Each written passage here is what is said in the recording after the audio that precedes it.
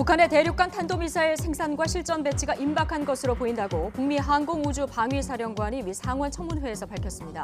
북한이 잠수함 발사 탄도미사일 개발도 계속 진행하고 있다는 증언도 함께 나왔습니다. 노영민 대통령 비서실장과 조현옥 청와대 인사수석이 오늘 오후 진행되는 국회 운영위원회의 청와대 업무보고 자리에 참석합니다. 장관 인사검증 실패 책임론을 둘러싸고 여야의 격돌이 예상됩니다. 지난 2월 우리나라 경상수지는 36억 달러 흑자를 기록해 82개월 연속 흑자 행진을 이어갔습니다. 하지만 수출 감소세가 계속되면서 흑자 규모는 4년 7개월 만에 가장 작았던 것으로 집계됐습니다. 가수 정준영과 승리 등이 불법 촬영 동영상을 공유한 카카오톡 대화방 멤버 중 한 명인 가수 로이킴이 음란물 유포 혐의로 입건됐습니다. 경찰은 해외 체류 중인 로이킴의 출석 일정을 조율하고 있습니다. 꿈의 통신으로 불리는 5세대 5G 서비스가 세계 최초로 우리나라에서 상용 서비스를 시작했습니다. 현재 4세대보다 데이터 전송 속도가 20배나 빨라 의료와 자동차 등 연관 산업에 긍정적인 영향을 줄 것으로 기대됩니다. 네, 뉴스니시 2부 이어가겠습니다. 4.3 보궐선거에서 범여권과 야당이 1대1 무승부를 거뒀습니다. 여야 어느 쪽도 확실한 승기를 잡지 못해서 향후 대치 전국은 길어질 것으로 예상되는데요. 참패를 당한 바른미래당은 손학규 대표를 포함한 지도부 책임론이 불거지고 있습니다. 국회로 가보겠습니다. 차정윤 기자. 네, 국회입니다. 네, 각 당의 선거 결과 분석부터 좀 들어보죠. 네, 1대1 무승부로 끝난 이번 보궐선거 결과를 놓고 여야의 해석과 셈법 모두 다릅니다. 더불어민주당은 정권 심판론을 간신히 막아선 데에 대해 안도의 한숨을 내쉬었지만 냉랭한 PK 민심이 확인돼 표정이 밝진 않습니다.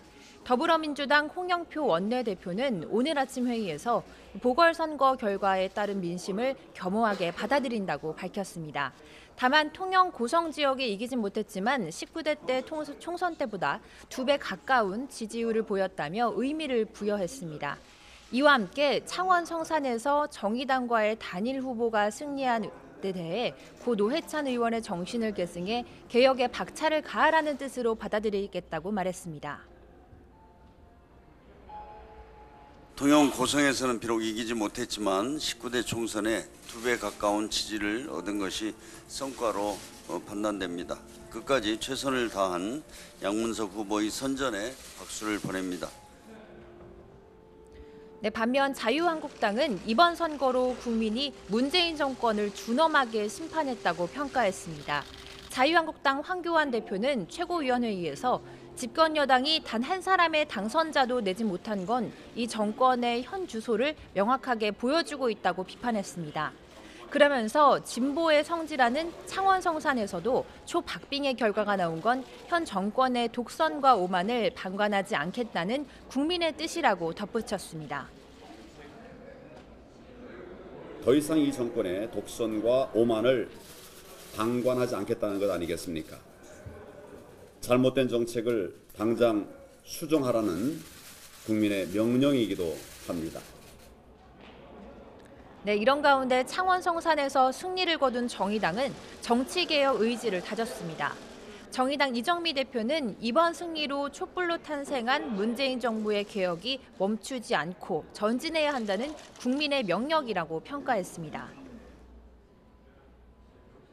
노회찬 대표님, 저희 승리했습니다. 창원 성산 시민들께서 대표님의 못다 이룬 뜻을 이어가라고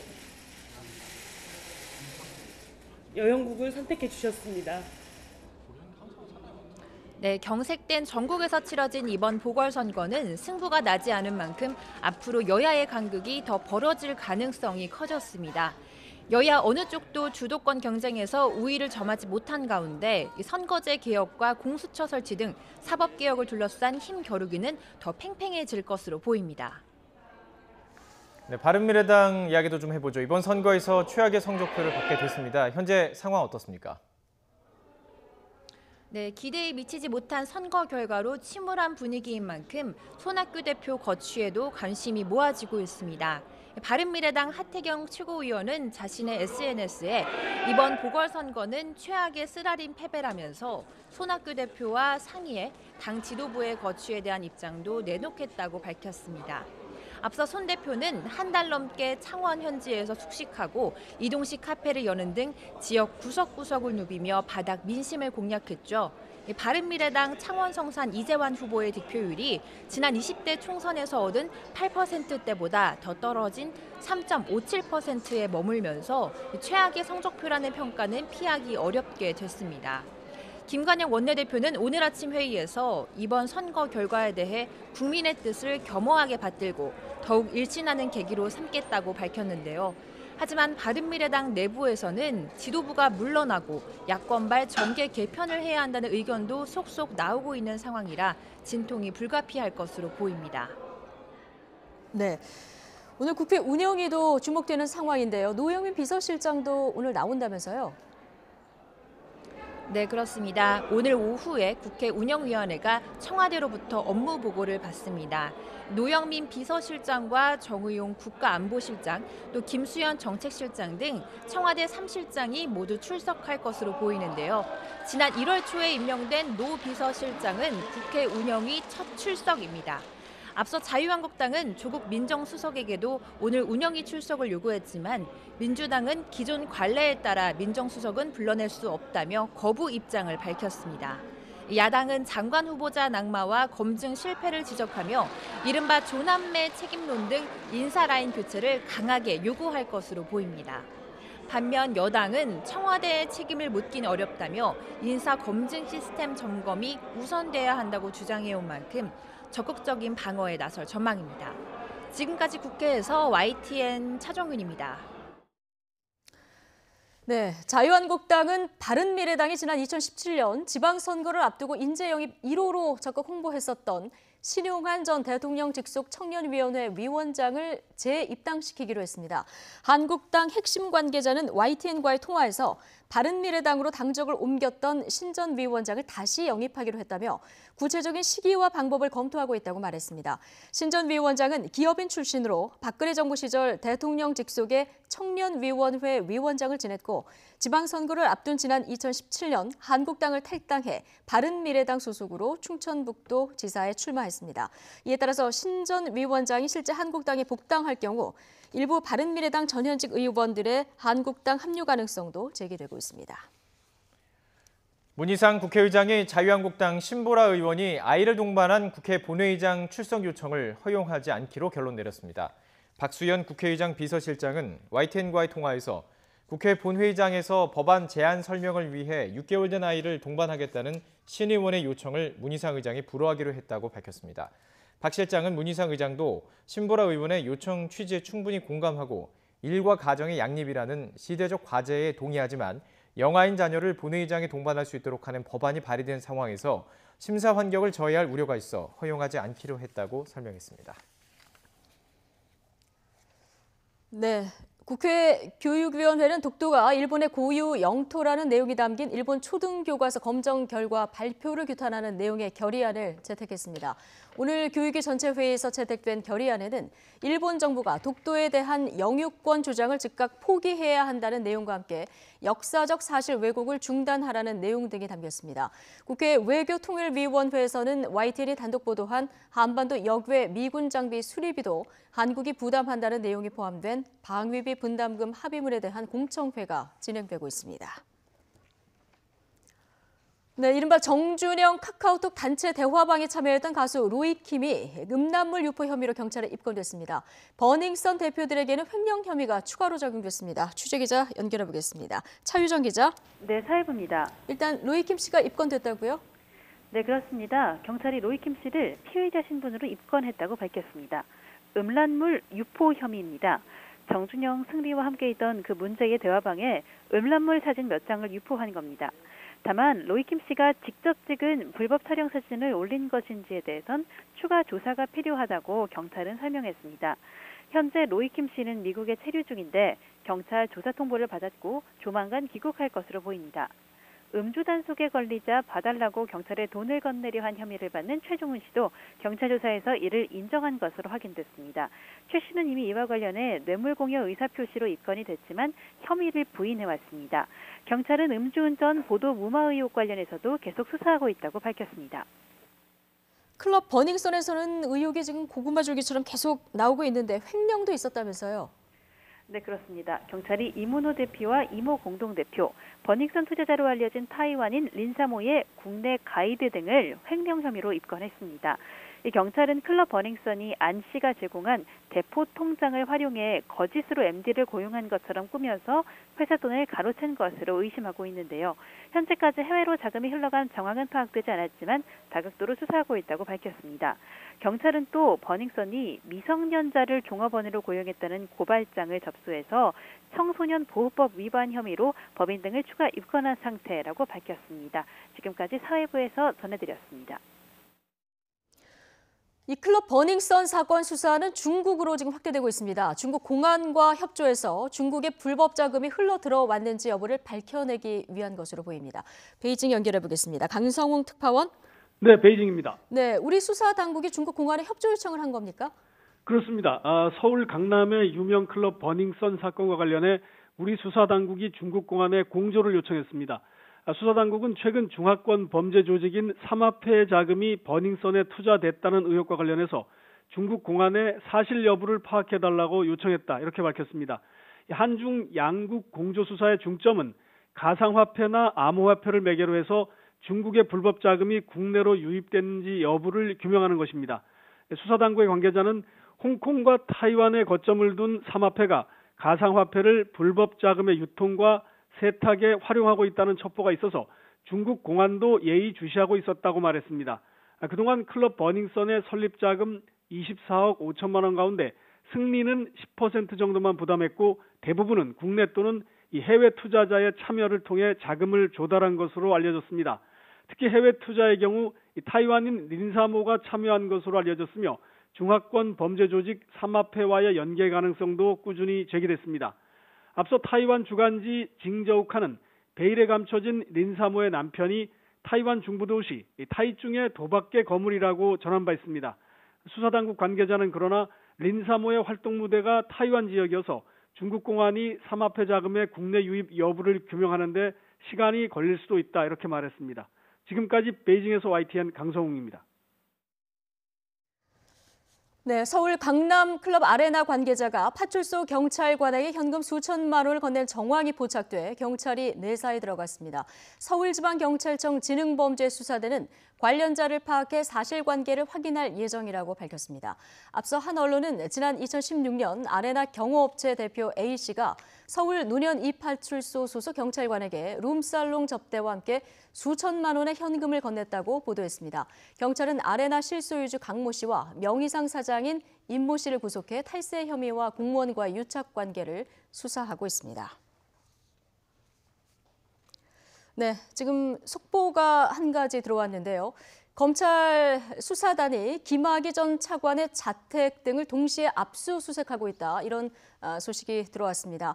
지금 자택과 사무실 그리고 윤중천 건설업자죠. 이 자택 사무실 모두 동시다발적으로 지금 압수수색이 진행되는 상황입니다. 10여 곳에 대해서 지금 압수수색이 진행되는 상황입니다. 지금 김학의 전 차관의 근무한 법무법인 또 원주 별장 모두 지금 압수수색 대상에 올라 있고요. 김학의 전 차관의 자택 그리고 건설업자인 윤중천 씨 사무실 또 모두 첫 강제 수사에 돌입한 것으로 보입니다. 지금 검찰 수사단이 김학의 전 차관 사건의 여러 가지 의혹을 지금 동시다발적으로 들여다보고 있는데 오늘 10여 곳에 대한 압수수색이 현재 진행되고 있다는 소식을 전해드렸습니다. 관련 소식은 더 들어오는 대로 자세히 전해드리겠습니다. KT 특혜 채용 의혹을 받는 김성태 의원의 딸이 서류 지원도 없이 공채에 합격해 정규직이 된 것으로 드러났습니다. 검찰은 이석채 전 KT 회장을 비공개 소환한 데 이어서 조만간 김 의원을 불러 조사해 관련 사실을 확인할 방침입니다. 김태민 기자입니다. 검찰은 지난 1일 전직 KT 인재경영실장 김모 전무를 구속해 재판에 넘겼습니다. 채용 비리 의혹이 불거진 지난 2012년 KT의 공개 채용 업무를 총괄했던 당사자입니다. 검찰 수사 결과가 담긴 김 전 전무의 공소장에는 김성태 의원의 딸을 비롯한 일부 지원자들의 특혜 채용 정황이 낱낱이 드러나 있습니다.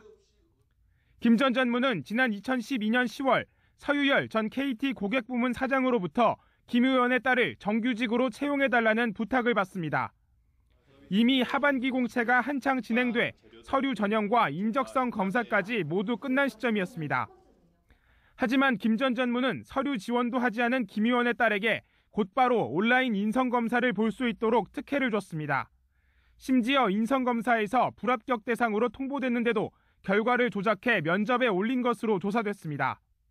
이렇게 KT 인사 담당자들은 사회 지도층 인사나 경영진의 청탁을 받은 지원자들을 내부 임원 추천자 또는 관심 지원자로 분류해 별도 관리해온 것으로 파악됐습니다.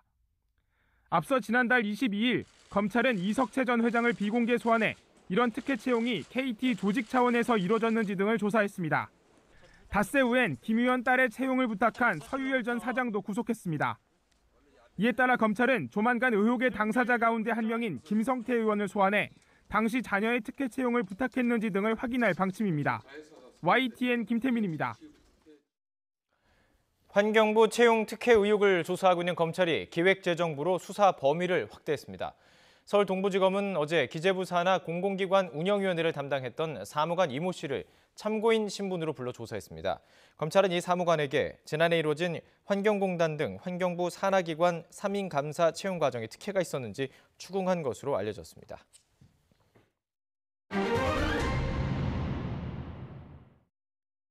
변종 마약을 상습적으로 피운 혐의로 체포된 SK 창업주의 손자가 결국 구속됐습니다. 논란이 커지면서 다른 재벌가 3세들의 마약 혐의에 대한 수사도 속도를 내고 있습니다. 자세한 내용 취재기자 연결해서 알아보겠습니다. 이경국 기자. 네, 사회부입니다. 마약 혐의를 받던 SK그룹 3세 어제 구속이 됐죠?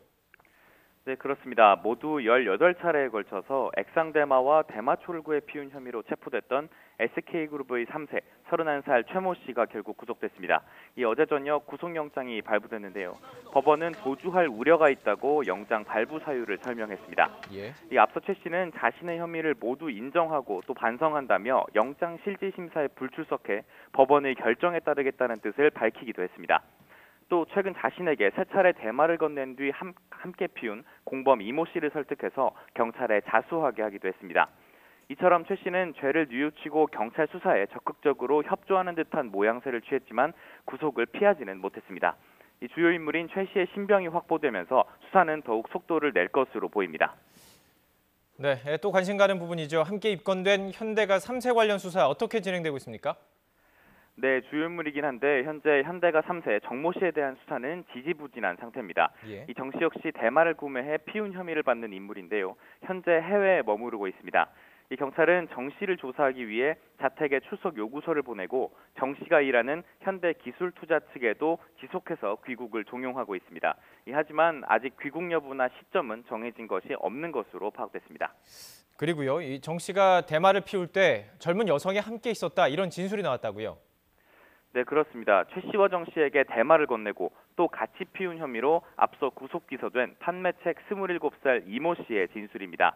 이 씨는 특히 현대가 3세인 정 씨와 친한 사이였던 것으로 파악됐는데 지난해 정 씨와 한 차례 대마를 피울 당시 또래의 여성이 함께 있었다고 진술했습니다.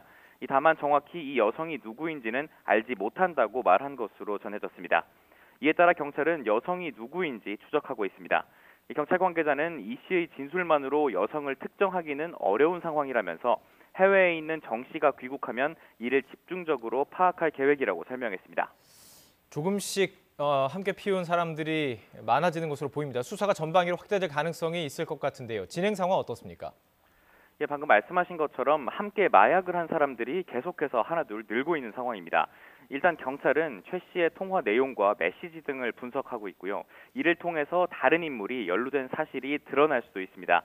또 이들에게 마약을 공급한 윗선이 누구인지도 추적하고 있는데 앞서 언급했던 판매책 이 씨는 2명으로부터 마약을 사서 재벌가 3세들에게 건넸던 것으로 조사가 됐습니다. 한 명은 자신과 가까운 동네 친구였고 다른 한 명이 바로 큰손이라고 부를 만한 판매책인데 경찰은 바로 이 인물을 집중적으로 추적하고 있습니다. 다만 이 씨와 판매책 사이의 거래가 보안성이 높은 메신저 텔레그램을 통해 이루어졌고 이 씨가 비트코인을 주고 마약을 구매해 수사에 난항을 겪고 있는 상태입니다. 만약 이 판매책이 경찰에 붙잡힐 경우 파장은 더욱 커질 것으로 보입니다. 연루된 재벌가 자제들 또는 부유층이 추가로 드러날 수도 있기 때문입니다. 또 SK 3세 최 씨, 그리고 현대가 3세 정 씨가 지난해 한 차례 함께 대마를 피운 사실도 드러났습니다. 이 재벌가 3세들이 마약을 고리로 모임을 해온 건 아닌지도 추가로 밝혀내야 할 부분입니다. 네, 이 부분도 좀 살펴보죠. 마약 의혹에 휩싸인 또 다른 인물이 있습니다. 남양유업 창업주의 외손녀 황하나 씨의 관련 내용 좀 전해주시죠. 네, 황 씨는 지난 2015년에 마약 혐의로 입건됐는데 2년에 걸친 수사 끝에 무혐의 처분을 받았습니다. 이 공범은 죄가 인정됐는데 정작 마약을 준 황 씨는 조사 한 번 받지 않고 면죄부를 받은 겁니다. 이 당시 수사팀은 진술 말고는 뚜렷한 증거를 찾지 못했다고 해명했습니다. 지난해 말에도 상습적으로 필로폰을 투약했다는 의혹을 받아 수사 선상에 올랐는데 황 씨는 출석 요구를 잇따라 무시했고 검찰은 투약 시점이 오래됐다면서 압수수색 영장을 번번이 반려했던 것으로 확인됐습니다. 황 씨가 경찰 최고위층을 거론하는 등 배경이 있는 것처럼 과시한 모습까지 공개되면서 논란은 더욱 커지고 있습니다. 이 필로폰 투약 혐의를 수사 중인 경찰은 일단 황 씨를 출국 금지하고 소재 파악에 나섰습니다. 자, 지금 정리한 대로 재벌가 자제들의 마약에 연루된 사건이 지금 많습니다. 그리고 지금까지 살펴보면 좀 한두 번이 아니었는데 도대체 이유 어디 있다고 볼 수 있을까요? 네, 물론 모든 재벌가 자제들이 마약과 연루되거나 일탈하는 것은 아닙니다. 다만 현재 입건되거나 또 논란이 불거진 인물들로부터 공통점을 발견할 수 있었는데요. 바로 어린 나이에 유학 생활을 했다는 점입니다. 이 전문가들은 이들이 부모와 떨어져 살아 통제력을 기르지 못했거나 한국과 다른 외국의 규범에 익숙해서 마약의 유혹에 쉽게 빠졌을 것으로 분석하고 있습니다. 직접 들어보겠습니다. 어린 시절에 해외에서 마약을 허용하는 그런 분위기 속에서 성장을 했다면 아무래도 규범의식 자체가 네, 더 심각한 문제는 바로 마약 거래가 비단 부유층의 일만은 아니란 겁니다. SNS 등을 통해서 마약 거래가 더 쉽고 은밀한 형태로 바뀌면서 일반 마약 사범 역시 증가하는 추세입니다. 범죄가 빠르게 진화하는 만큼 더욱 강력한 규제가 필요한 시점입니다. 지금까지 사회부에서 전해드렸습니다. 동해안에 건조 경보가 내려진 가운데 오늘 오전 10시부터 강풍 경보가 발령돼 산불 초비상이 걸렸습니다. 기상청은 한반도 남쪽에 고기압이, 북쪽에 저기압이 자리 잡으면서 등압선 간격이 조밀해져 동해안에 초속 20m가 넘는 태풍급의 강풍이 불고 있다고 밝혔습니다. 이번 강풍 내일까지 계속될 것으로 보여서 산불 등 화재에 대한 각별한 대비가 필요합니다. 산림청은 산불 재난 국가위기경보 경계 단계를 발령하고 논밭 두렁과 쓰레기 소각, 산림 내 불 사용을 금지해달라고 당부했습니다. 반도체 등 주력 수출 제품의 부진으로 지난 2월 상품 교역 결과를 말하는 상품 수지의 흑자 규모가 4년 7개월 만에 최저를 기록했습니다. 한국은행 자료를 보면 지난 2월 경상 수지는 36억 달러 흑자로 82개월 연속 흑자 행진을 이어갔습니다. 반면 상품 수지 흑자가 54억 8천만 달러에 그쳐서 지난 2014년 7월 이후 가장 작았습니다. 한국은행은 반도체와 석유류 부진의 영향으로 수출 자체가 1년 전보다 10% 넘게 줄어 지난 2016년 4월 이후 가장 큰 감소폭을 기록했다면서 중국에 대한 수출이 둔화한 영향도 있었다고 분석했습니다. 미국의 본토를 겨냥한 북한의 대륙간 탄도미사일 ICBM의 생산과 실전 배치가 임박했다는 미군 측의 판단이 나왔습니다. 미국 자유아시아 방송 RFA는 테런스 오쇼너시 미국 북부사령관 겸 북미 항공우주방위사령부 사령관이 미 상원 군사위원회에 출석해서 이같이 밝혔다고 보도했습니다. 테런스 사령관은 서면 답변서를 통해서 한반도에서 갈등이 분출할 경우에 북한 김정은 위원장은 미국 본토를 향해 ICBM을 사용할 계획을 가진 것이 거의 분명하다고 주장했습니다.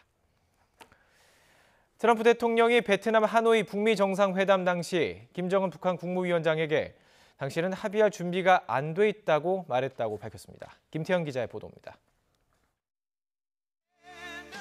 트럼프 미국 대통령이 북한 중국과의 협상에서 했던 말과 행동을 특유의 화법으로 자랑했습니다. 지난 2월 말 하노이 북미 정상회담 당시 김정은 위원장에게 당신은 합의할 준비가 안 돼 있다고 말했다고 회고했습니다. Dealing with Kim Jong-un, we had a walk. He wasn't ready for a deal. That's okay because we get along great.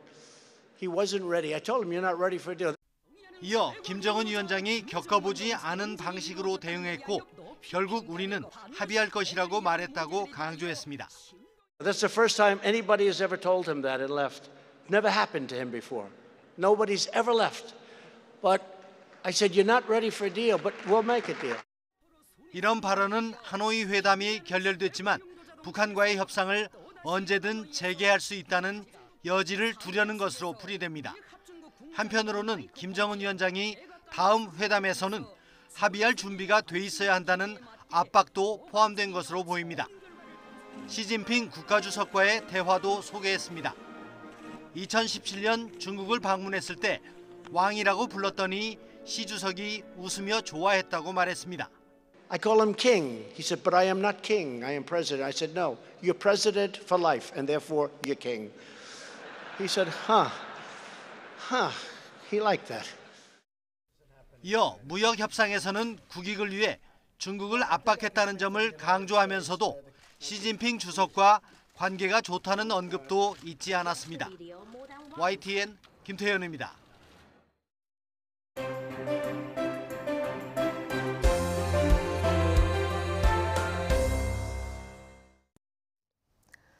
네, 어제 치러진 4.3 보궐선거, 범여권과 한국당이 각각 한 석씩 나눠 가지면서 1대1 무승부를 기록했습니다. 유용화 한국외대 교수 그리고 이종훈 정치평론가 두 분과 함께 어제 선거 결과 분석해보고요. 또 앞으로 정치권에 미칠 파장 얘기도 나눠보겠습니다. 두 분 어서 오십시오. 네, 안녕하십니까. 안녕하세요. 진보와 보수 1대1, PK 민심이 아주 절묘한 선택을 했습니다. 네. 그런데 이 겉으로 보면 굉장히 평온한 듯, 네. 또 뭐 공평한 듯, 사실은 뭐 별 변화가 없는 듯 이렇게 느껴지는데 수면하에서는 지금 엄청난 지금 이제 해류가 지금 난기류가 흐르기 시작했다 네. 이렇게 생각을 합니다. 어느 쪽의 말씀이십니까? 양쪽 모두. 황풍이 의외로 예. 영향을 좀 미친 게 아닌가 이렇게 생각을 합니다. 예. 일단 그 투표율만 봐도 열기가 굉장히 뜨거웠습니다. 이 50%가 넘은 거는 재보궐 역사상 두 번째라고 하죠. 네, 상당히 이건 왜 이렇게 투표율이 높았느냐 여러 가지 예. 분석이 있는데 일반적인 분석은 이제 사전 투표율, 사전 투표제도 2013년 이후부터 시작됐죠. 사전 투표제도가 많이 이제 효과를 봤다, 많은 기회를 줬다 예. 유권자들에게 그 분석이 있고요. 제 생각에는 2016년, 17년 이후부터 이 재보궐 선거 투표율이 계속 높았어요. 이런 걸 봤을 때는 그 촛불 국민혁명 이후에 국민들이 상당히 관심이 많아졌다 정치에 대해서. 그리고 지금 선거가 작년에 이제 지방선거 이후에 1년 만에 거의 1년 만에 열린 거잖아요. 그러니까 국민들이 자신들의 의사를 정치적 의사를 표현하고 표시하고 싶은 그런 민심의 어떤 향배를 이번에 일고 있지 않았느냐 그런 생각이 듭니다. 네. 어제 누구보다 손에 땀을 주면서 마음을 졸였을 사람들은 후보 당사자들이 아니었을까 싶은데요. 특히 창원 성산 지역. 막판에 드라마 같은 대역전극이 펼쳐졌습니다. 희비가 엇갈렸던 어제 개표 상황 차현주 앵커의 앵커 리포트로 보시고 본격적인 대담 이어가겠습니다. 지금까지 이런 선거는 없었다. 창원 성산 지역 개표 상황을 두고 하는 말입니다. 개표율 99.98%야 뒤집힌 승부, 단 504표 차이, 그야말로 스릴 넘치는 선거전이었습니다. 개표 전 다소 우세할 것으로 평가받던 여영국 정의당 단일 후보의 캠프는 많은 취재진과 지지자들로 북적였습니다. 반면 강기훈 자유한국당 후보의 캠프는 차분한 모습이었죠. 하지만 개표가 시작되고 강기훈 후보가 우세한 걸로 나오자 강 후보 지지자들 박수를 치며 흥분을 감추지 못했는데 반면 여 후보의 캠프에는 무거운 분위기가 감돌았습니다. 그런데 개표율 80%가 넘자 분위기는 다시 반전됩니다. 표차가 1000여 표 정도로 좁혀지고 있었습니다. 그리고 밤 11시 30분 개표율이 99.98%로 바뀌면서 여 후보가 처음으로 선두로 치고 나섰습니다. 100% 개표 뒤 두 후보의 표차는 단 504표. 이정미 대표는 얼굴을 감싸며 눈물을 흘렸고 심상정 의원의 눈에도 눈물이 고였습니다. 제가 유세하면서 선거 기간 내내 하루에 한 번 이상 안 온 적이 없는데 예. 어제는 노회찬이라는 이름을 안 꺼내려고 그 이름을 꺼내면은 다시 울 것 같아서 또 많은 분들이 노회찬 의원이 결국은 하늘에서 지켜봐준 그 결과라는 이야기를 참 많이 해주셨습니다. 보수의 텃밭인 통영고성은 한국당 정점식 후보가 당선됐습니다. 초반부터 1위를 놓치지 않았고 59%의 득표율로 더불어민주당 양문석 후보를 일찌감치 따돌렸습니다. 당선 소감 들어보시죠. 이번 선거를 통해서 우리 통영고성 주민들께서는 무엇보다 변화를 원했다, 이렇게 저는 생각을 하고 있습니다. 그리고 지금까지 2년간에 걸친 문재인 정부의 경제 실정 등을 평가해 주셨다. 네, 어제 그 개표 상황 이제 보고 오셨습니다. 그야말로 창원 성산 지역은 후보들 간의 천당과 지옥을 오가는 이런 상황이 됐습니다. 98%도 아니고 99.98%, 밤 11시 반에 이게 뒤집힌 이런 상황이 됐어요. 네, 그렇습니다. 굉장히 극적이었죠. 사실은 뭐 그쪽에 이제 취재 기자들이 안 그래도 의외로 좀 팽팽하게 좀 선거가 진행되고 있다, 이런 얘기들을 이제 종종 전하긴 했어요. 네. 그래서 좀 그런가 보다. 그런데 이런 정도로까지 이렇게 마지막에 그러게 말입니다. 예. 긴박한 선거전이 치러질 줄은 몰랐는데 결과적으로 이제 그렇게 됐던 것 같고, 그다음에 어제 그 투표 진행 상황도 이 투표하는 그 선택에 상당히 좀 영향을 미친 것 같아요. 그러니까 의외로 이제 지방선거, 그러니까 보궐선거치고는 투표율이 좀 높게 나오지 않았습니까? 그렇죠. 그런데 역시 좀 고령층들이 많이 나오는 거 아닌가? 라고 하는 이제 우려가 좀 이제 진보 진영 쪽에 있었던 진보 진영 거고, 쪽에서 예, 그래서 아마 퇴근하고 반드시 투표하자, 이런 뭐 좀 말들이 좀 많이 돌지 않았나 싶어요. 예. 그래서 막판에 퇴근하시고 직장인들이 대거 좀 진보 성향의 유권자들이 많이 나가면서 제가 보기엔 막판 뒤집기가 이뤄졌던 게 아닌가, 이렇게 예. 추정을 해봅니다. 네. 504표 차이로 승리를 한 거거든요. 이게 이제 시간이 지나면서 이제 어느 지역에 투표함을 열었을 때 이렇게 뒤집힌 거잖아요. 이 지역별로 보면 좀 어떻습니까? 그러니까 어제 이제 10시가 넘었는데 10시 경에는 이미 뭐 2,000표, 3,000표 차이를 따라잡지 못한다. 그래서 뭐 낙선 문자도 보냈다.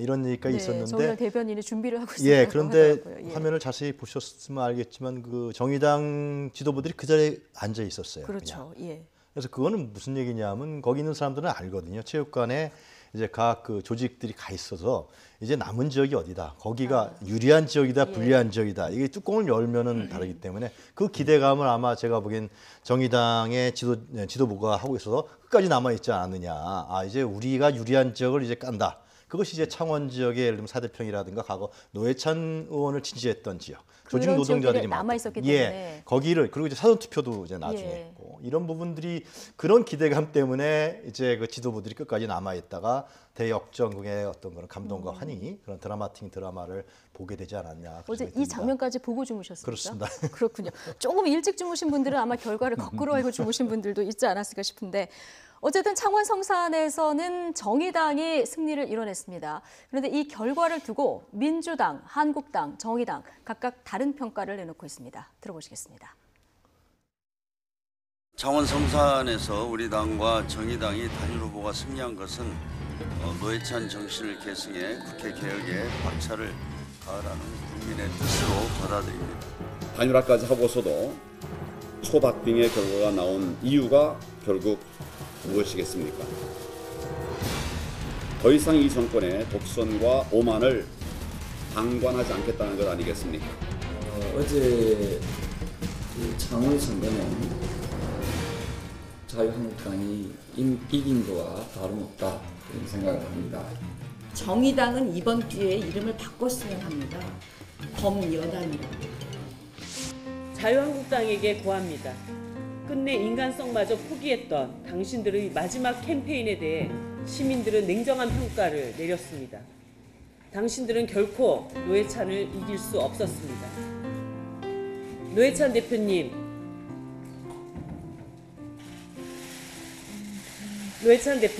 저희 승리했습니다. 당신은 하늘에서도 정의당을 지켰습니다. 고맙습니다. 이제 우리 5만 당원들은 비로소 탈상을 하겠습니다.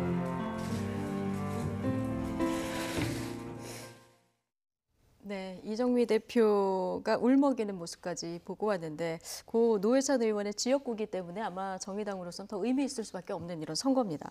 뭐 정의당이야 이겼으니까 당연히 뭐 평가가 그렇고요. 민주당과 한국당 평가가 뭐 다 아전인수인데 네. 민주당은 지금 개혁에 박차를 가하라는 민심을 읽었다 이런 거고요. 지금 한국당은 사실상 우리가 이겼다는 거 아니겠습니까? 그 단일화를 해놓고도 신승을 했기 때문에 한국당이 이긴 것 이런 얘기까지 나오는데 어떻게 보십니까? 그러니까 우선 이제 지난번 이제 선거하고 비교해 보면 그러니까 노회찬 이제 전 의원 같은 경우에는 압승을 했었거든요. 그 지역에서. 그렇죠. 예, 그 지역이 뭐 워낙 아시다시피 이제 10% 산업단지도 많고 예. 그래서 이제 진보 세력이 상당히 세가 강한 지역입니다. 자, 그런데 이번 같은 경우에는 신승을 했다는 거죠. 아주 어렵게.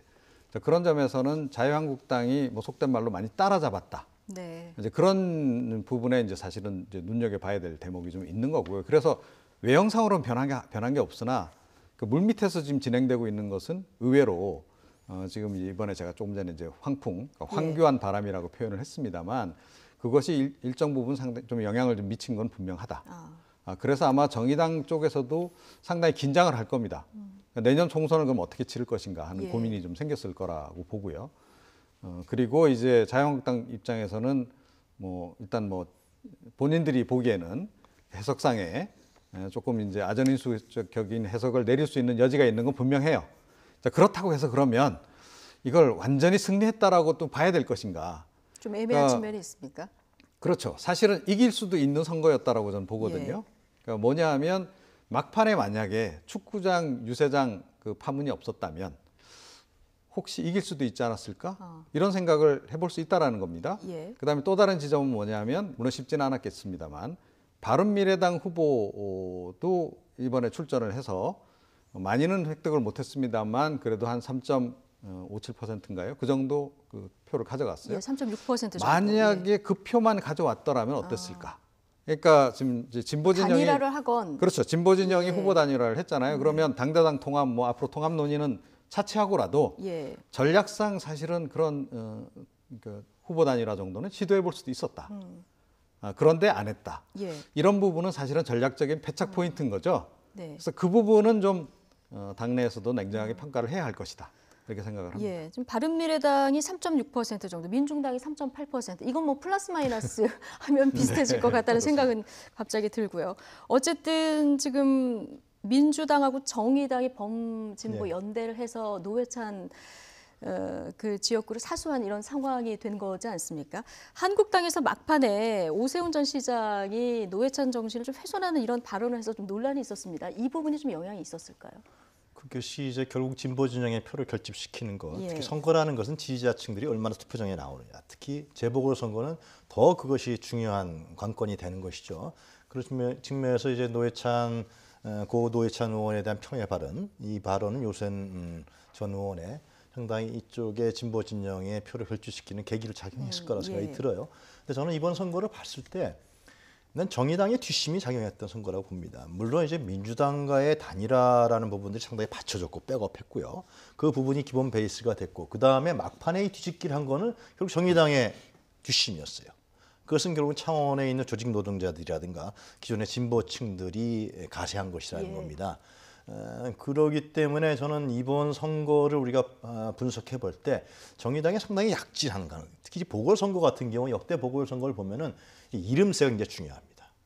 이 보궐선거는 유명한 사람이 좀 나올 필요가 있는 거예요. 그런 측면에서 여영구 후보는 그렇게 전국적 인물은 아니에요. 그리고 정의당의 위상 자체가 전국적이고 정치적이 높은 것도 아니에요. 그럼에도 불구하고 하여튼 이겼다라는 자체는 굉장히 정의당의 입지가 강화될 수밖에 없고 향후에 어떤 정치적 전망이 밝다라는 생각이 듭니다. 그리고 역대 선거를 봤을 때 이 선거는 이 지역 선거는 엎치락뒤치락했어요.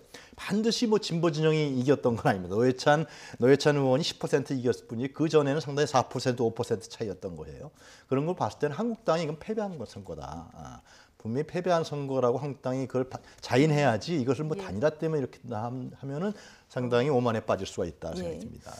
반면에 통영 고성 지역은 정점식 후보, 황교안 한국당 대표의 뭐 키즈다 이렇게 불리기도 하는데 뭐 무난하게 승리를 거뒀습니다. 네, 그러니까 의회에 사실은 압승을 거둔 거죠. 의외의 압승이었다. 예, 예. 그러니까 사실은 이렇게까지 이길 거다라고 예상을 못했습니다. 그러니까 여기도 상당히 팽팽할 것이다라는 이제 관측이 많았었거든요. 예. 왜냐하면 이 정정식 후보가 고성 출신입니다. 근데 통영대 고성이 아무래도 지역표도 좀 작용을 하거든요. 근데 고성 지역이 아무래도 인구수가 적기 때문에 예. 고성 출신이 되기가 좀 쉽지 않다 이런 얘기가 민주당 후보가 통영 출신이었고. 예, 그렇죠. 이런 예. 얘기가 이제 계속 이제 예전부터 내려왔고 또 이 지역 활동도 그렇게 열심히 한 경우가 아니에요. 예. 예, 그래서 보통 이렇게 지역에서 활동 별로 안 하던 사람이 예. 그야말로 뭐 일종의 낙하산 타고 오듯이 이렇게 다 공천받아 오면 지역 유권자들이 별로 그렇게 긍정적인 반응을 안 보이거든요. 예. 그런 면에서도 불리했어요.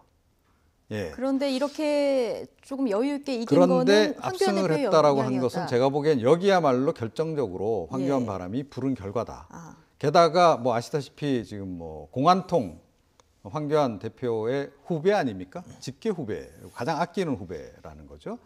그럼 그것은 무엇을 의미를 할까? 그러니까 역시 이제 경남 지역에 있는 그 보수 성향의 유권자들 사이에서 어찌됐건 당분간은 황교안을 밀어주자 이런 분위기가 좀 조성된 예. 결과가 아닌가 저는 그렇게 생각을 합니다. 그럼 민심의 발현이었다 네. 얘기를 해주셨고요.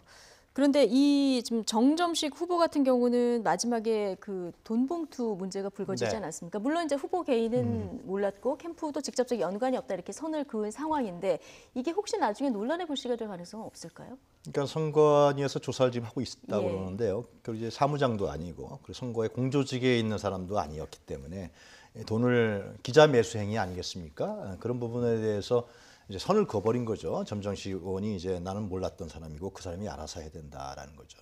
그러니까 후보자가 몰랐기 때문에 사실 선거법상에는 저촉이 안 될 네. 가능성이 커요. 예, 예. 그러나 이제 이 선거를 보면은 그 캠프에서 특히 지역 신문을 담당하는 사람들이 있습니다. 난 이분이 그걸 했는지 안 했는지 잘 모르지만은 하여튼 그건 내부에서 논의해서 하거든요. 그래서 지역 신문이 굉장히 중요하기 때문에 지역 신문 기자도 만나고 뭐 밥도 같이 먹고 하는 담당자들이 있거든요. 그 역할을 한 것인지 아니면 진짜 혼자 와서 그냥 이렇게 한 것인지 그거는 뭐 퀘스천 마크인데 굉장히 가까웠던 사이라고 그러지 않습니까? 예. 예, 법무부 시절부터. 그래서 근데 이 문제는 하여튼 뭐 논란은 되겠지만 결국 선관위 조사 예. 이런 부분들이 어떻게 진행되느냐 그에 따라 판단에 따를 수밖에 없을 것 예. 같아요. 이번 선거에서 또 하나 주목할 부분이 있습니다. 정의당이 이번 선거를 다시 6석이 됐잖아요. 이렇게 되면은 14석인 민주평화당하고 공동교섭단체를 이룰 수 있는 교두보는 마련을 한 겁니다. 이제 민주평화당의 선택에 관심이 모아지고 있는데요. 정의당 김종대 의원 인터뷰 내용 들어보시겠습니다. 민평당하고 이제 저희가 바로 교섭단체로 등록이 될 거라고 보고 있는데 네. 내일 선서를 하면 그때 이어서 민평당하고 즉시 교섭단체 협상에 착수할 겁니다. 민주평화당도 공동교섭단체 구성의 뜻을 같이 하고 계신 건가요?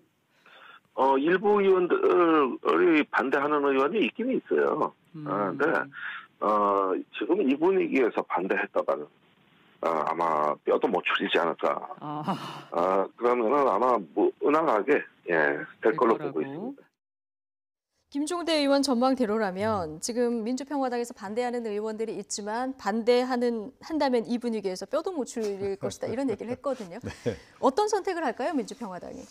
일단은 응하지 않을까 싶어요. 응하지 않을까요? 내일 뭐 의원총회에서 결정을 한다고 하는데 응할 가능성이 일단 높다. 그러니까 뭐 이미 사실은 뭐 그 교섭단체를 구성했던 바가 있고, 그렇죠. 예. 그게 이제 그 노회찬 의원이 의석수를 잃으면서 이제 깨졌던 상황이기 때문에 어떻게 보면 복원하는 거거든요. 그리고 사실은 이게 원내 교섭단체이냐 아니냐가 이 국회 의사일정 조정이라든가 이런 데서 행사할 수 있는 정당의 역할이 엄청나게 차이가 커요. 예.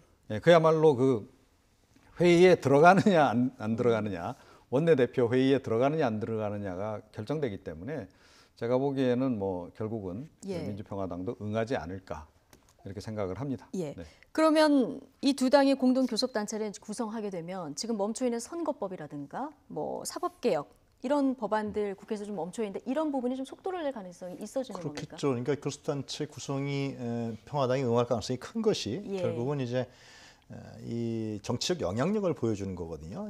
국회 운영에 있어서 하나의 지분을 갖고 영향력을 보여준다는 것은 내년 총선에 사실상 국민들에게 보여주는 효과가 큽니다. 예. 그렇기 때문에 민평당에서는 아마 응할 가능성이 큰데요. 그러나 이제 걸리는 것은 이제 그런 거겠죠. 내년 총선에 만약 교섭단체로 쭉 가는데 정의당하고 민평당이 내년 총선에서 어떻게 할 거냐는 문제가 있는 것이죠. 예. 같은 교섭단체인데 그럼 연합공천을 하느냐, 같이 하느냐, 아니면 따로 하느냐 이런 문제가 있기 때문에 아마 민평당 내에서 좀 반대 의론이 있을 수 있고요. 그다음에 이제 민평당은 이제 이삭죽기도 많이 해야 되고요. 실제로 지금 뭐 송금주 이용호 의원이라든가 또 바른미래당이 이제 나눠질 가능성이 있다 그러면은 그런 뭐 문제가 생기면 또 같이 해야 되는 측면도 국민의당 출신들도 있기 때문에 이 외연 확장이라는 문제가 있을 거예요. 예, 그런 부분에 대한 고민이 있을 텐데 일단은 하여튼 정치적 영향력을 보여줘야 되기 때문에 예. 교섭단체에 응할 가능성이 크다고 봐야죠. 예. 자, 이 교섭단체 구성되는지 뭐 조만간 정해질 것 같고요. 지금 창원성상 통영 고성 선거 결과에 대해서 저희가 이제 분석을 하고 있는데 이번 선거의 성적표를 받아든 각 정당의 전반적인 해석은 어떻게 나오고 있는지 들어보고 다시 오겠습니다. 우리 당은 이번 선거에서 나온 민심을 겸허하게 받아들이겠습니다. 통영 고성에서는 비록 이기지 못했지만 19대 총선에 2배 가까운 지지를 얻은 것이 성과로 판단됩니다. 비록 두 지역 국회의원 선거 모두 승리하지는 못했지만 우리 당과 나라의 새로운 희망을 발견할 수 있었습니다. 민생을 챙기고 또 정책으로 싸워 나간다면 내년 총선 결과는 분명 다를 것으로 확신하게 되었습니다.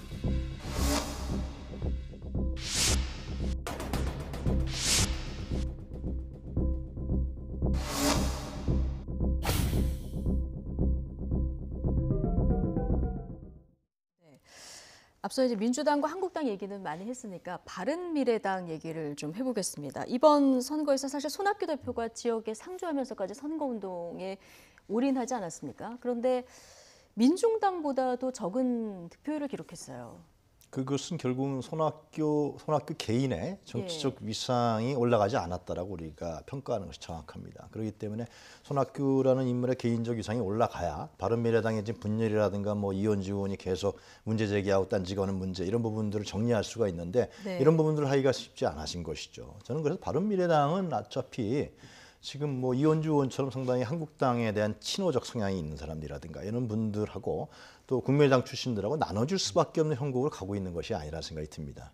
그래야만 또 바른미래당의 역할을 또 할 수 있는 입지가 있을 거예요. 근데 자꾸만 이런 식으로 해서 손학규 대표의 정치적인 영향력이라든가 위상이 제고되지 않은 상황에서 바른미래당을 내년 총선까지 끌고 간다? 상당히 어려운 가능성이 있기 때문에 그래서 초반에 말씀드린 것처럼 민평당의 역할. 그래서 저는 내년 총선이 이번 보궐선거를 봤을 때는 제3당의 역할이 굉장히 중요한 측면으로 다가간다고 생각합니다.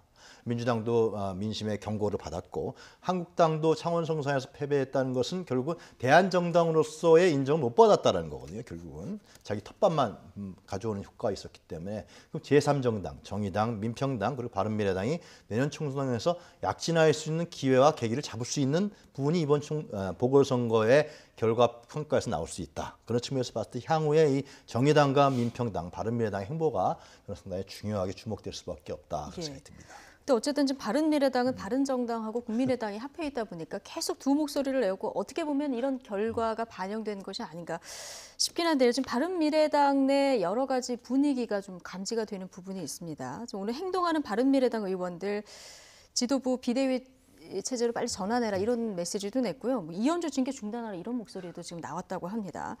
거기다가 지금 신용환 전 대통령 직속 청년위원회 위원장 박근혜 정부 시절에 이제 이 직함을 맡았었는데 바른미래당이 2017년 그 지방선거 그때는 바른정당이었죠. 2017년 지방선거 앞두고 인재 영입 1호로 이렇게 들여왔던 그런 맞습니다. 인물입니다. 그런데 지금 한국당이 다시 영입을 한다는 거예요. 뭔가 좀 분위기가 감지가 되는 이런 상황이에요. 실제로 지금 뭐 바른미래당 그러니까 지금 의원급들은 아니지만 그 밑에 뭐 당협위원장급이라든가 하여튼 그 지방 선거에 나갔던 사람들 중에 일부가 지금 뭐 자유한국당으로 복귀하고 뭐 그런 그 조짐들이 벌써 나타나고 있거든요. 자, 그래서 이제 이번 그 보궐선거 결과 그런 현상이 조금 더 더 좀 가속화가 될 가능성이 좀 높지 않나 이렇게 생각을 해요. 손학규 대표가 제가 보기에는 싸움터를 잘못 선택하셨다. 그러니까 이번에 거의 올인하다시피 하셨잖아요. 지역에 상주하시면서. 그렇게까지 할 만한 선거가 아니었는데 이번에는 본인 생각은 어떤 본인의 어떤 지명도 그런 것을 너무 과신했던 거 아닌가 싶고 그래서 손풍이 불길 기대하셨는지 모르겠으나 불지 않았다라는 거죠. 자, 그렇다라고 한다면 사실은 이제 다시 한번 또 정치적인 결단을 내리셔야 되는 그런 국면이 좀 된 것 같고요. 현재 그 손 대표의 리더십으로 앞으로 있을 보수 대통합 국면, 그 새로운 전국 상황에 과연 대처가 가능하겠는가? 거기에 대해서 아마 당 내에서도 상당히 의문이 좀 많이 제기될 수밖에 없는 그런 상황이 된 거 아닌가? 그렇다면 이제 스스로 결단을 또 내리셔야 될 것 같네요. 결단을 내려야 될 것이다. 고 봅니다. 저는. 있다고 본다. 개인적인 의견으로 이렇게 얘기를 해주셨고 어쨌든 보수 정계 개편이 좀 빨라질 수도 있다. 뭐 전체적으로 당연히 그런 속도가 이제 빨라질 수밖에 없죠. 그러니까 그 황 대표 입장에서는 그러니까 자유한국당이 이번에 어찌됐건 보궐선거에서 생각보다 좀 좋은 성적을 거뒀다라고 이제 봐야 하거든요. 그리고 황교안 대표에 대해서 약간 힘을 실어주려고 하는 분위기가 일단 뭐 일부 지역이긴 하지만 경남 지역에서 일단 확인이 어느 정도 됐다라고 한다면 앞으로 역시 이제 보수 대통합에 좀 더 드라이브를 걸 가능성이 높다 이렇게 봐야 되겠죠. 원래 그 바른미래당이 창건될 때 이게 화학적 결합이 될 수 없는 부분들로 만들어진 거예요. 억지로. 이것이 자꾸만 결과적으로 나오는 거거든요. 그냥 빨리 원위치 시키는 게 제일 맞다고 봐요. 그래서 바른미래당에 있는 구성원도 그래서 하는 거지. 이런 식으로 되지 않는 걸 자꾸만 보수 통합을 하든 안 하든. 그러니까 갈 사람은 가고 또 이쪽 갈 사람은 가고 이렇게 해서 정리가 돼야지 이 상태로 무슨 바른미래당이 총선을 임할 수 있겠습니까? 저는 안철수 전 의원이 뭐 독일에서 온다 그래도 이 문제는 해결하기가 어렵다. 그런 생각이 드네요. 어쨌든 지금 김관영 원내대표도 임기가 6월이면 끝나더라고요. 뭐 비대위 체제로 갈지 아니면 또 다른 지도부가 빨리 들어설지 이건 좀 지켜보도록 하겠습니다. 오늘 그 리얼미터 여론조사 결과가 나오는 날인데요. 정당 지지율을 먼저 보시면 한국당, 민주당 그리고 정의당은 소폭 상승한 이런 상황인 거죠. 바른미래당, 민평당은 소폭 하락한 큰 변화는 없는 이런 상황이에요. 네, 지금 뭐 이거 대통령 지지율도 같이 아마 했던 거로 알고 있는데요. 그 큰 대통령 지지율도 큰 변화가 없습니다. 이런 걸 봤을 때는 이번 선거에서도 나왔지만은 한국당이 이제 통영 고성을 다시 되찾는 정도 수준, 그러니까 텃밭을 다시 되찾는 것이죠. 이건 뭐 심판적 성격의 선거라든가 반사적 성격의 선거 이런 측면이 있는 것이고 반면에 창원서 응사는 가져가지 못했다.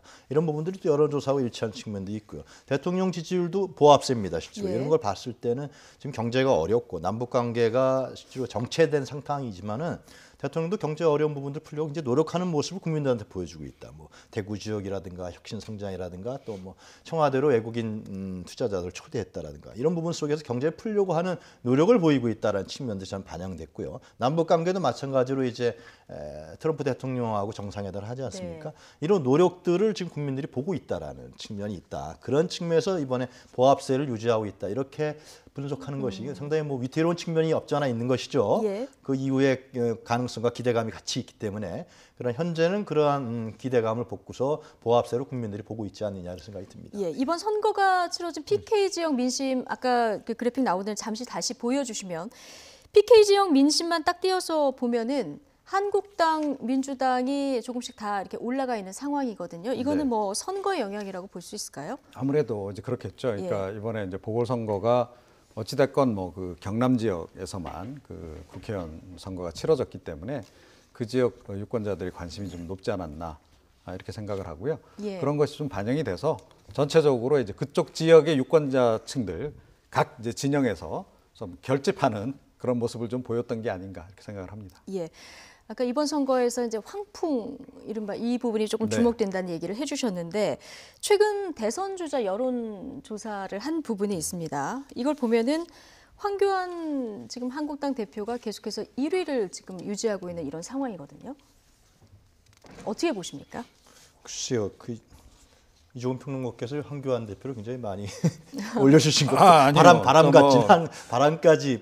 바람까지라고 얘기하기는 제가 보기엔 좀 더 지켜봐야 될 측면이 있는 거죠. 측면이 있다. 바람이다 그러면 30% 이상을 가야죠. 그래야만 그것은 예를 들면은 지지층들이 국한되지 않고 좀 더 확장됐다. 예. 확장 가능성이 있다. 그렇기 때문에 이제 바람이라는 얘기를 할 수가 있을 것 같고요. 1위지만 20% 정도를 바람으로 보기 좀 네, 그리고 이제 약하다. 다른 진보 진영의 이제 뭐 예를 들면 이낙연, 유시민 이런 분들하고 합치면은 사실상 범진보 진영이 이 범보수 진영을 압도하는 측면이 있기 때문에 아직은 황교안 대표가 물론 이번 그 통영 선거에서 탈환하는 다시 가져오는 효과로서의 정치적 이미지가 형성돼 있고 또 정치적 리더십을 만들어낸 것은 사실이지만은 예. 그렇기 때문에 여권 내에서 상당히 자리매김하는 측면들이 이번 선거 결과로 나타났죠. 그러나 확장성이라든가 보수층도 여러 층이 있지 않습니까? 예. 합리적 보수층이라든가 이러한 여러 가지 층들까지 포괄하는 수준까지는 보이지 못했다.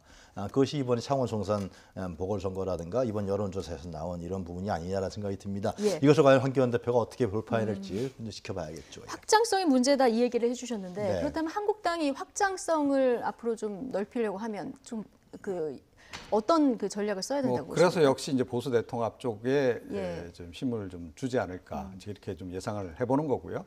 그리고 뭐 그거는 이미 이제 사실은 뭐 이 대표 경선 과정에서도 공약을 한 사항이기도 하고 예. 또 자유한국당이 그동안은 이제 집토끼 재결집에 이제 집중을 했다 그러면 이번 보궐선거를 계기로 해서 아마 좀 더 외연 확장을 하는 쪽으로 움직여갈 가능성이 높다 이렇게 좀 생각을 합니다. 그렇게 보고 그다음에 이제 황 대표와 관련해서는 제가 이제 황풍이라고 표현을 드리니까 깜짝 놀라신 것 같은데 예, 아직 태풍 아닙니다. 분명히 태풍은 아닌 것 아니고 같고. 바람도 예, 여러 종류가 있으니까요. 그렇죠. 아직은 이제 약한 바람인데 그런데 부산 경남 지역에서의 변화는 좀 눈여겨볼 필요가 있다라는 말씀을 제가 좀 드리고 싶은 겁니다. 예. 그리고 이번 보궐선거에서 어찌됐건 황 대표가 그쪽 지역에서 지금 맹공을 하면서 좀 나름 선전을 했다라고 하는 그 대목을 좀 눈여겨본다면 앞으로 부산 경남 지역의 민심이라고 하는 것이 과연 어떻게 움직여갈 것인가. 그러니까 문재인 대통령에 대한 이제 지지가 그래도 이제 이번 정부 들어서 상당히 높았던 편인데 좀 지지를 철회하고 있는 현상들이 나타나고 있다는 얘기가 최근에 많이 들리고 있거든요. 그게 좀 더 가속화될 수 있는 계기가 되기 때문에 더불어민주당도 긴장해야 할 것이다. 이렇게 생각합니다. 예. 황풍이 불긴 불었는데 이게 태풍이 될지 미풍으로 그칠지 이거는 앞으로 행보에 따라서 좀 달라질 것 같습니다. 오늘 오후에 국회 운영이 열립니다. 이제 청와대에 있는 뭐 비서실장 비롯해서 이제 관련된 분들이 오늘 국회에 나오는데 지금 벌써 관심입니다. 노영민 비서실장도 나오는 이런 상황이에요. 상당히 또 선거 결과가 민주당한테 결코 유리하지 않은 결과가 나온 거 아닙니까? 민심의 경고등이 확실히 켜졌고요. 예. 실제로 민주당에서는 이 선거 결과를 아주 위기감을 갖고 바라봐야 됩니다. 그렇지 않은 내년 총선에서 상당히 아주 안 좋은 결과가 나타날 수 있습니다. 그래서 이번에 인사 문제 때문에 나오는 거 아니겠습니까? 근데 인사 부분도 그래요. 그러니까 아마 이 인사 부분도 아마 이번 선거 결과에 영향을 미쳤을 겁니다. 전 분명히. 그렇기 때문에 향후에 이제 장관 후보자를 또 2명 더 해야 되고 각종 인사가 있을 텐데 이때는 좀 국민 눈높이에 맞는 인사를 해야 된다. 그리고 이번에 여러 후보자들이 있었지만은 상당히 개혁정부다운 그 개혁이라는 눈에 맞는 후보자가 추천되고 인선됐느냐 이런 부분에 대해서는 지지층에서도 상당히 의문을 제기하고 있단 말이죠. 도덕성과 자질을 떠나서. 그래서 이런 부분들이 좀 후보자를 선정하는데 뭔가 좀 낙관적이었지 않았느냐 이런 측면의 비판이 상당히 내외부에 있기 때문에 이번에 오늘 국회 노영민 실장도 나왔을 때도 이 두 사람은 사실상 한 사람은 철회시키고 한 사람은 사퇴한 거 아니에요? 이 부분에 대해서는 좀 노영민 실장의 얘기가 있어야 될 것이고요. 선거 결과도 있기 때문에 향후의 인사 부분에 대해서는 좀 더 신중을 기하고 또 뭔가 좀 혁신적이고 개혁적인 방향이 있어야 하지 않겠나 생각이 들어요. 거기다가 지금 야당에서는 조국 민정수석, 조현욱 인사수석 그 경질해야 된다 이런 얘기를 계속 하고 있기 때문에 아마 이 문제를 집중적으로 오늘 얘기를 하지 않을까 싶은데 이 문제는 국민들은 어떻게 보고 있는지 여론조사 결과가 있어서 저희가 좀 준비를 해봤는데요. 민정수석과 인사수석이 이번 그 인사 논란과 관련해서 책임을 져야 하느냐 말아야 되느냐 책임 져야가 58.4% 정도 되네요. 네, 뭐 당연히 저런 결과가 나올 수밖에 없다. 그러니까 이게 누적된 불만의 표출이라고 저는 봅니다. 그러니까 이 인사 관련한 논란이 뭐 한두 번 있었던 게 아니고 이번 정부 들어서 계속 지금 제기가 되고 있는 상황이라는 거죠. 자, 그런데다가 청와대 기강 문제도 계속 지금 논란이 되고 있는 한두 차례가 아니라는 거예요. 자, 그런 상황인데 아무도 책임지는 사람이 없는 거예요. 뭐 당사자들만 일부 책임지고 그냥 그거로 끝. 정말로 책임져야 될 위치에 있는 지휘 체계에 있는 사람들은 다 그냥 그대로 있는 거예요.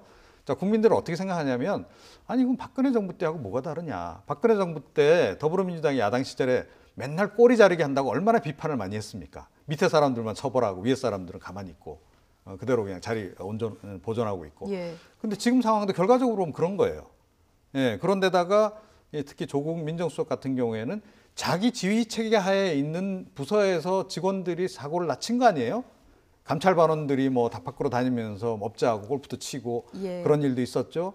또 이번에도 또 비슷한 그런 김태우 문제도 인선 문제도. 예, 그렇습니다. 그렇다 그러면 사실은 좀 뭔가 좀 책임지는 자세를 보여야 하고 네. 오늘 보니까 조국 민정수석 출석 안 한다 그러는데 네. 이게 지금 야당의 공세가 문제가 아니라요. 국민들은 지금 조국 민정수석한테 정말 설명을 듣고 싶은 심정이거든요. 그럼 국민들을 향해서라도 뭔가 친절하게 예. 그동안 경과가 어떻게 됐고 어떤 어려움이 있는지를 차라리 와서 출석을 해서 이 계기에 이야기를 하는 편이 훨씬 더 좋을 것 같은데 예. 왜 저렇게 꽁꽁 숨는지 모르겠다. 개인적으로는 굉장히 그 부분을 좀 아쉽게 생각합니다. 네. 민주당에서는 뭐 여러 가지 지금 추진하고 있는 개혁 작업 때문에 그 조국 수석을 사수하려고 하고 있기 때문에 아마 오늘 운영위에서는 조국 대전이 벌어지지 않을까 이렇게 예상이 됩니다. 여기까지 듣겠습니다. 이용화 한국외대 교수, 이종훈 정치평론가 두 분과 함께했습니다. 고맙습니다.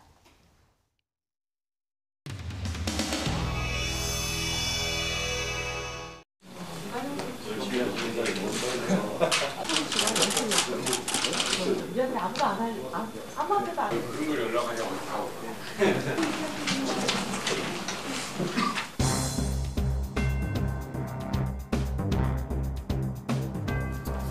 네.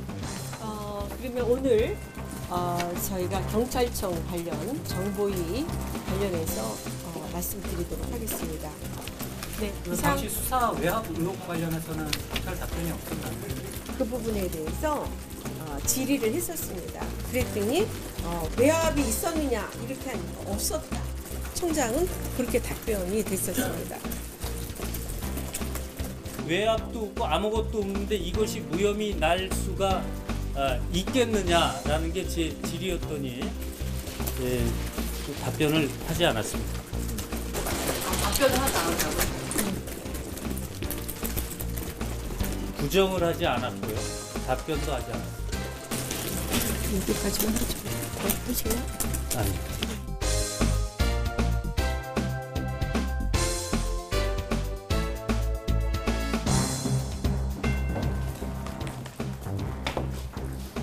경찰 수사 외압 의혹은 없었다라고 답변을 하셨다고 하더라고요. 그건 이현재 의원의 발언이죠. 제가 들은 거는 그대로 제가 적어놨으니까 말씀드릴게요. 외압에 휘둘리지 않고 공정하게 수사했다. 우리는 수사에 최선을 다했다. 라는 것이 당시 수사를 담당했던 자들의 진술입니다. 이것이 청장의 답변이에요. 행간의 뜻을 읽으시기를 바랍니다. 외압에 휘둘리지 않았다. 그 부분이에요. 그 다음에 곤혹스러운 상황이었다. 라고 당시 수사 담당자들이 진술하고 있다. 이렇게 얘기했습니다. 전화를 뭐 어디서 받았고 뭐 그런 것 때문에 곤혹스러운 상황이었다라고 얘기를 했는데 일단 경찰이 외압이 있었다고 말한 겁니다. 그거는 각자가 판단하십시오. 저는 그 부분에 대해서 제가 위원장으로서 뭐라고 얘기하기 힘들고 그래서 아까 제가 워딩을 읽어드린 겁니다. 어딘지 더 거나 얘기가 나오지는 않아요. 물으려고 하는데 한쪽에서 외압이 없었다니까 하면서 난리를 쳤죠. 외압이 없었다니까 하면서 난리를 쳤죠. 왜 외압이 있었다고 해석될 수 있는 발언을 하냐 하면서 야단이 난 거죠.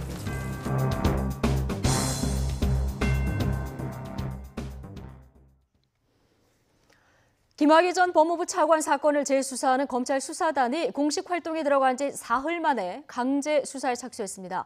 수사단은 김 전 차관의 자택과 건설업자 윤종천 씨 사무실 등 10여 곳에 대해서 동시에 압수수색을 진행하고 있습니다. 취재기자 연결해보겠습니다. 신지원 기자. 네, 서울 동부지검입니다. 예, 검찰 수사단이 오늘 전방위적인 압수수색을 진행하고 있군요. 네, 그렇습니다. 검찰 수사단은 오늘 오전 김 전 차관의 자택과 사무실 등 관계 장소 10여 곳에 대해 압수수색에 나섰습니다. 지난 1일 검찰 수사단이 공식 활동을 시작한 지 사흘 만에 첫 강제 수사입니다. 압수수색 장소에는 김 전 차관에게 돈을 건넸다고 진술한 건설업자 윤중천 씨의 원주 별장과 사무실도 포함됐습니다. 그만큼 수사단이 김 전 차관의 뇌물 혐의부터 본격적으로 수사하기 시작한 것으로 보입니다. 김 전 차관은 지난 2005년부터 2012년까지 윤 씨로부터 수천만 원의 금품과 향응을 받은 것으로 의심받고 있습니다. 지난달 25일 법무부 과거사위원회는 김 전 차관의 뇌물 혐의에 대해 검찰에 재수사를 권고했는데요. 오래전 일이지만 현행법상 3천만 원 이상의 뇌물을 받을 경우 공소시효 10년을 적용할 수 있기 때문입니다. 뇌물을 준 사람보다 받은 사람에 대한 공소시효를 길게 보기 때문에 김학의 전 차관과 달리 윤 씨에 대한 공소시효는 이미 종료됐는데요. 앞서 대검 진상조사단의 조사 과정에서 건설업자 윤 씨가 김 전 차관에게 수차례 돈을 건넸다고 진술한 것으로 알려졌습니다. 그만큼 이번 검찰의 압수수색으로 구체적인 사실관계가 드러날지도 관심입니다. 앞서 여환섭 청주지검장이 이끄는 검찰 수사단은 지난 1일 공식 활동을 시작했습니다. 수사단은 김 전 차관의 뇌물 혐의와 함께 박근혜 정부 시절 청와대 민정수석실이 김 전 차관에 대한 경찰 수사에 외압을 줬는지 등을 전방위로 수사하고 있습니다. 지금까지 서울 동부지검에서 YTN 신지원입니다. 가수 로이킴이 음란물 유포 혐의로 입건됐습니다. 서울지방경찰청 관계자는 오늘 오전 기자간담회에서 로이킴을 정보통신망법상 음란물 유포 혐의로 입건했다고 밝혔습니다. 경찰은 로이킴이 정준영 씨와 함께 있는 카카오톡 대화방에 음란물 사진을 올린 것으로 확인됐다며 출석 날짜를 조율한 뒤 곧 조사할 예정이라고 밝혔습니다. 다만 로이킴이 직접 사진을 찍었는지는 확인되지 않았다고 덧붙였습니다.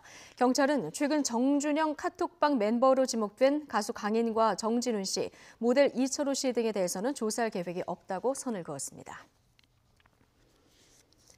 클럽 버닝썬 측이 대포 통장을 이용해서 돈을 빼돌린 정황이 드러났습니다. 서울지방경찰청 광역수사대는 버닝썬 공동대표 이문호 씨와 이모 씨, 투자자로 알려진 타이완인 린 사모의 국내 가이드 안모 씨 등 3명을 횡령 혐의로 입건했다고 밝혔습니다. 이 씨 등은 대포 통장을 활용해서 직원들을 고용한 것처럼 꾸며 거액을 챙긴 혐의를 받고 있습니다. 버닝썬 사건과 관련해 우리 수사당국이 중국 공안에 공조를 요청하면서 수사가 중국으로 확대되고 있습니다. 수사당국은 최근 중화권 범죄 조직인 삼합회의 자금이 버닝썬에 투자됐다는 의혹과 관련해 중국 공안에 사실 여부를 파악해달라고 요청했다고 밝혔습니다. 우리 수사당국은 특히 가상화폐나 암호화폐를 매개로 해서 중국의 불법 자금이 국내로 유입됐는지를 파악하는 데 중점을 두고 있습니다. 앞서 버닝썬 해외 투자의 경우 타이완의 린사모가 참여한 것으로 알려졌으며 중화권 범죄 조직 삼합회와의 연계 가능성이 제기됐습니다. 조세포탈 혐의를 받는 서울 강남클럽 아레나의 실소유주 강모 씨 등 7명이 검찰에 넘겨졌습니다. 서울 강남경찰서는 클럽 아레나의 실소유주 강 씨와 명의상 사장인 임모 씨 등 7명을 특정범죄 가중처벌법상 조세포탈 혐의로 기소 의견을 달아 검찰에 송치했습니다. 강 씨 등 7명은 지난 2014년부터 2017년까지 현금 거래를 통해서 매출을 축소하고 급여를 부풀리는 등 162억여 원의 세금을 탈루한 혐의를 받고 있습니다.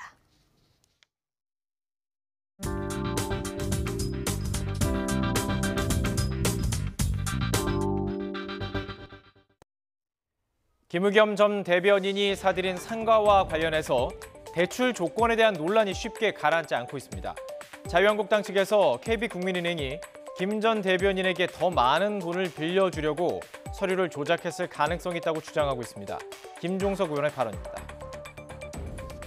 2층 상가 건물에는 10개의 상가가 입주 가능한 것으로 되어 있고 그것에 근거해서 월 525만 원의 임대료 수입이 가능한 것으로 추정 계산을 했습니다.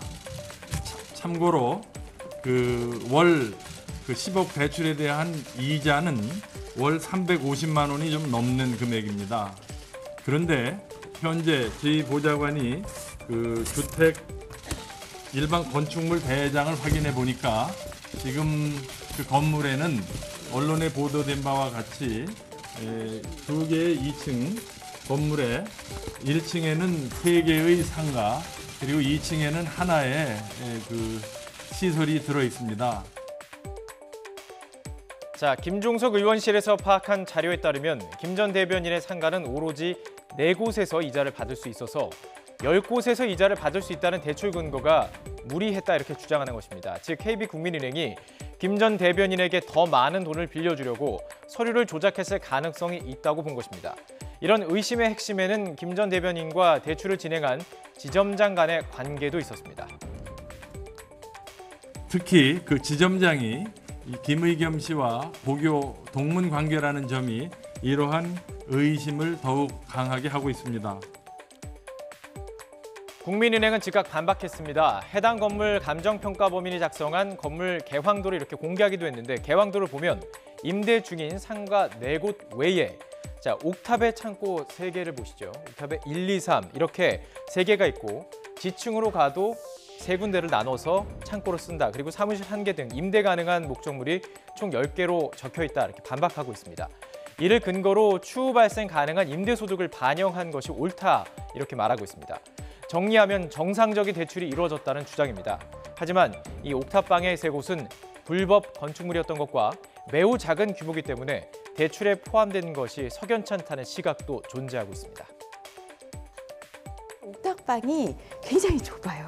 그 옥탑방이 네네. 전체가 뭐 지금 10제곱미터라고 나오거든요. 그러면 3군데로 쪼개면 하나당 한 평이 조금 넘거든요. 그것도 좀 어렵고요. 예. 지하도 임대를 한다고 그러는데 이 외부에서 지하로 들어갈 수 있는 출입구가 없다고 합니다. 그러니까 1층으로 들어가서 1층 내부에서 지하로 가니까 이것도 임대 내기는 좀 어려운 거 아니냐. 예. 좀 이런 지적들이 나오고 있어서 그 이후에 또 국민은행 측에서 이제 그 부분 10개 부분은 조금 입장을 좀 바꾼 것 같습니다. 근데 여하튼 그렇게 10개로 쪼개지 않아도 지금 해당 상가에서는 그 정도 상당의 임대료가 나올 수 있다. 네네. 지금도 이렇게 입장을 바꾼 것으로 알려져 있습니다.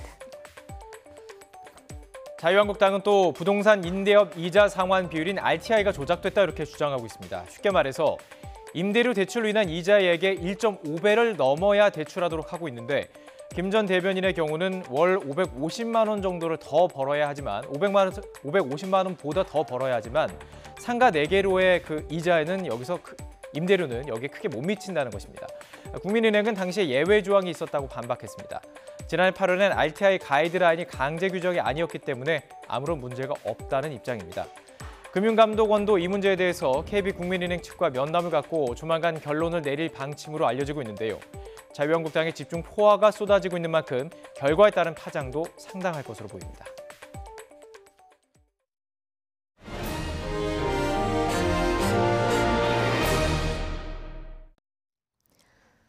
환경부 산하기관 임용채용 특혜 의혹을 수사하는 검찰이 기획재정부까지 수사를 확대하는 것으로 확인됐습니다. 검찰은 기재부 관계자를 불러 상임감사를 채용할 때 청와대 추천 인사에게 특혜를 주었는지 추궁했습니다. 박기환 기자의 단독 보도입니다. 기획재정부 사무관 이모 씨가 참고인 신분으로 검찰에 소환됐습니다. 지난해 한국환경공단 감사 유모 씨와 수도권 내립지공사 감사 박모 씨를 채용하는 과정에서 기재부가 인사에 개입했는지 확인하기 위해서입니다. 저는 아무 관계 없어요. 환경부 관련 맞으시죠? 모르겠어요. 저는. 검찰은 상임감사 채용 절차상 기재부가 관여할 수밖에 없다고 보고 있습니다. 준공공기관 상임감사의 경우 기재부 소속 공공기관 운영위원회가 직접 평가하는 과정을 거치기 때문입니다. 공공기관 운영위원회는 각 산하기관 임원추천위원회가 고른 3에서 5배수의 후보자를 다시 2배수로 거릅니다. 이후 규모에 따라 기재부 장관이나 대통령이 공공기관 상임감사를 임명합니다. 검찰은 이 과정에서 기재부가 청와대 추천 인사를 사전에 알고 인사 특혜를 줬을 가능성도 있다고 보고 있습니다. 경우에 따라서는 실무진이라 볼 수 있는 사무관을 넘어서 보고를 받고 의사 결정을 하는 위치의 고위 관계자까지 수사가 이어질 수도 있습니다. 환경부와 환경부 산하기관에 이어 기재부까지 검찰의 수사가 어디까지 이어질지 주목됩니다. YTN 박기환입니다. 네, 검찰은 국립공원관리공단 이사장도 불러서 조사하고 있습니다. 서울 동부지검은 오늘 오전부터 국립공원관리공단 이사장 권모 씨를 상대로 참고인 조사를 벌이고 있습니다. 권 씨는 지난 2017년 채용 당시 환경부 공무원으로부터 서류와 면접 전형 모두에게 채용 특혜를 받은 것으로 알려졌습니다. 테런스 오쇼너시 미국 북부사령관 겸 북미 항공우주방위사령부 사령관이 북한의 대륙간 탄도미사일 ICBM 생산과 실전 배치가 임박했으며 이는 미국 본토 공격용인 것이 거의 분명하다고 말했다고 미국 자유아시아 방송이 보도했습니다. 오쇼너시 사령관은 현지 시간으로 3일 미국 연방상원군사위원회 전략군소위원회가 주최한 미사일 방어 관련 청문회에 증인으로 출석해 이같이 밝혔습니다. 오쇼너시 사령관은 한반도에서 갈등이 분출하면 김 위원장은 미국 본토를 향해 이 무기를 사용할 계획을 가지는 것이 거의 분명하다고 주장했습니다. 동남아 한 국가에서 탈북민 3명이 체포돼 중국으로 추방된 것으로 알려졌습니다. 외교 소식통에 따르면 탈북민 6명이 중국을 거쳐 지난 1일 동남아 한 국가로 넘어왔지만 이 가운데 3명이 해당국 공안당국에 붙잡혀 어제 중국으로 추방됐습니다. 이와 관련해 일부 언론은 탈북민 3명이 추방되는 과정에서 탈북민 지원단체 등이 한국 정부에 도움을 요청했지만 한국 외교당국은 소극적으로 대응했다고 지적했습니다. 이에 대해서 외교부는 보도자료에서 관련 사안을 인지하는 대로 주재국 관련 당국을 접촉해 필요한 조치를 취해왔다면서 해당 기사는 사실과 다르다고 반박했습니다. 이른바 꿈의 통신으로 불리는 5세대 5G 서비스가 세계에서 처음으로 국내에서 첫 상용화에 들어갔습니다. 스마트폰으로 음성과 데이터를 주고받는 시대를 넘어서 인공지능이나 자율주행차 같은 최첨단 서비스가 우리 일상곁으로 성큼 다가올 전망입니다. 김현우 기자의 보도입니다.